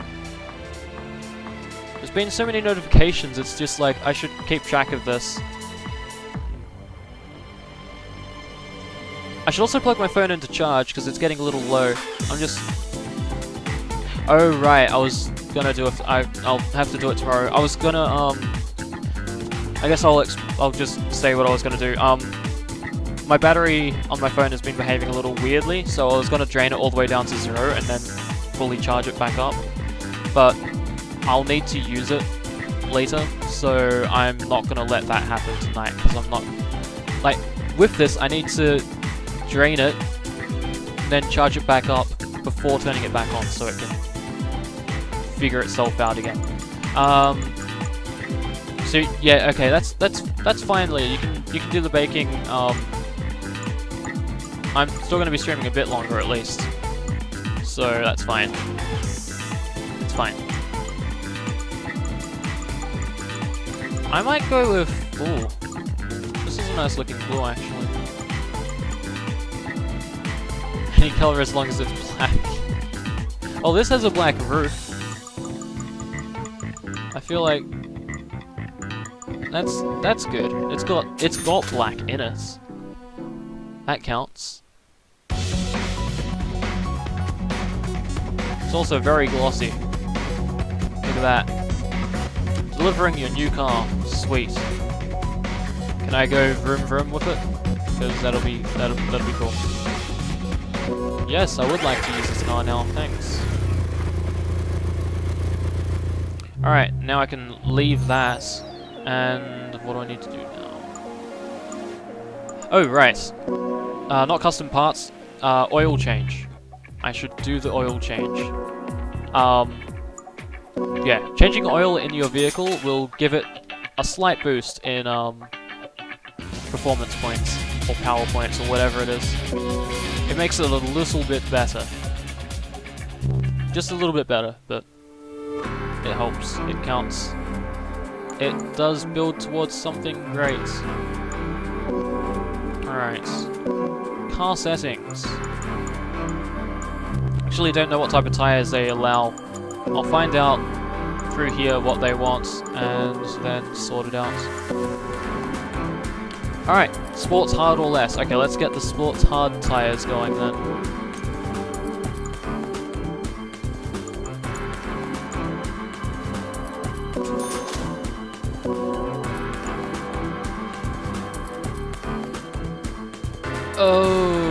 Okay, Leah, that's... okay.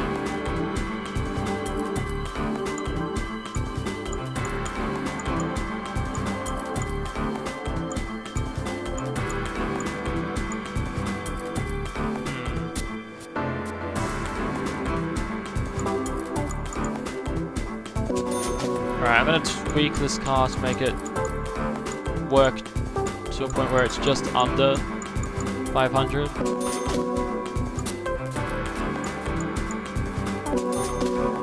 And we'll see where this goes. Racing resource, yep, that helps. Alright, and... okay, that'll be it. That'll be enough. It'll be more than enough to get this going. Though this is probably going to be tough to control. Okay.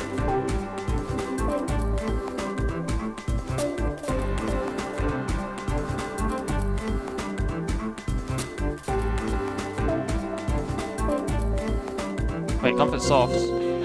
Back. What? Why is...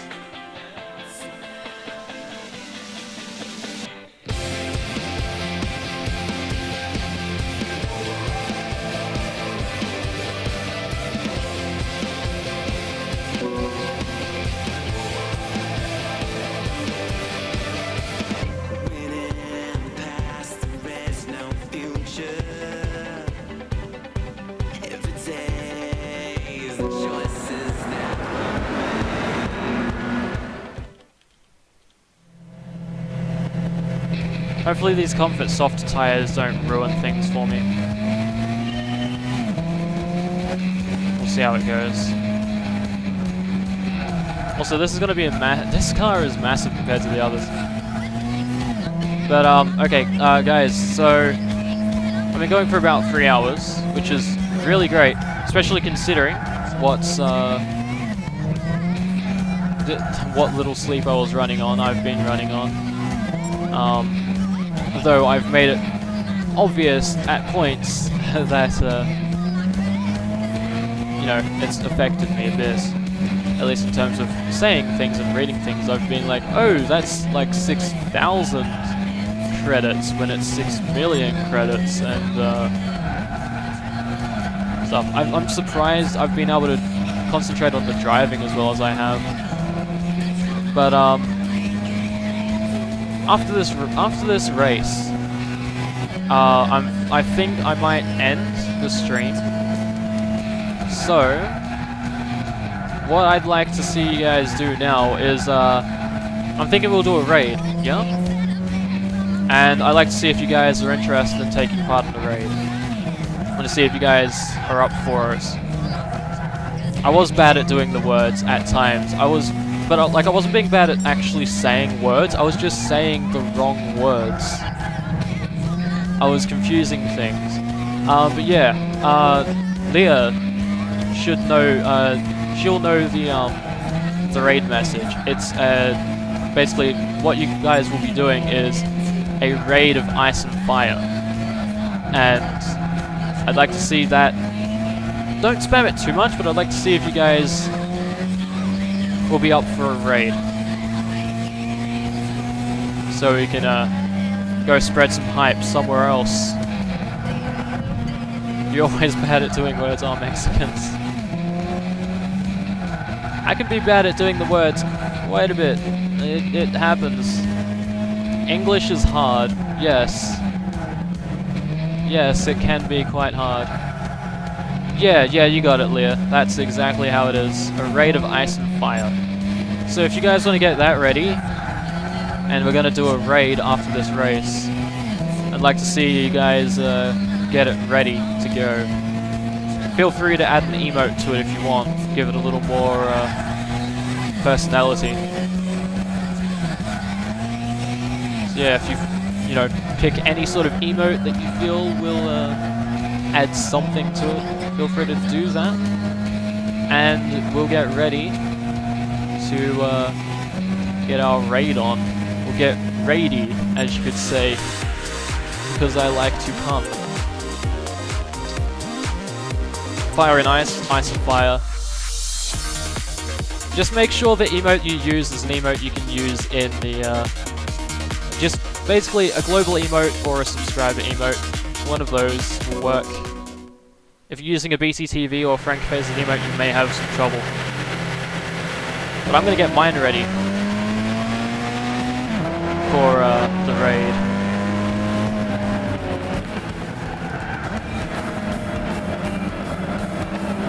And then I'll be prepared.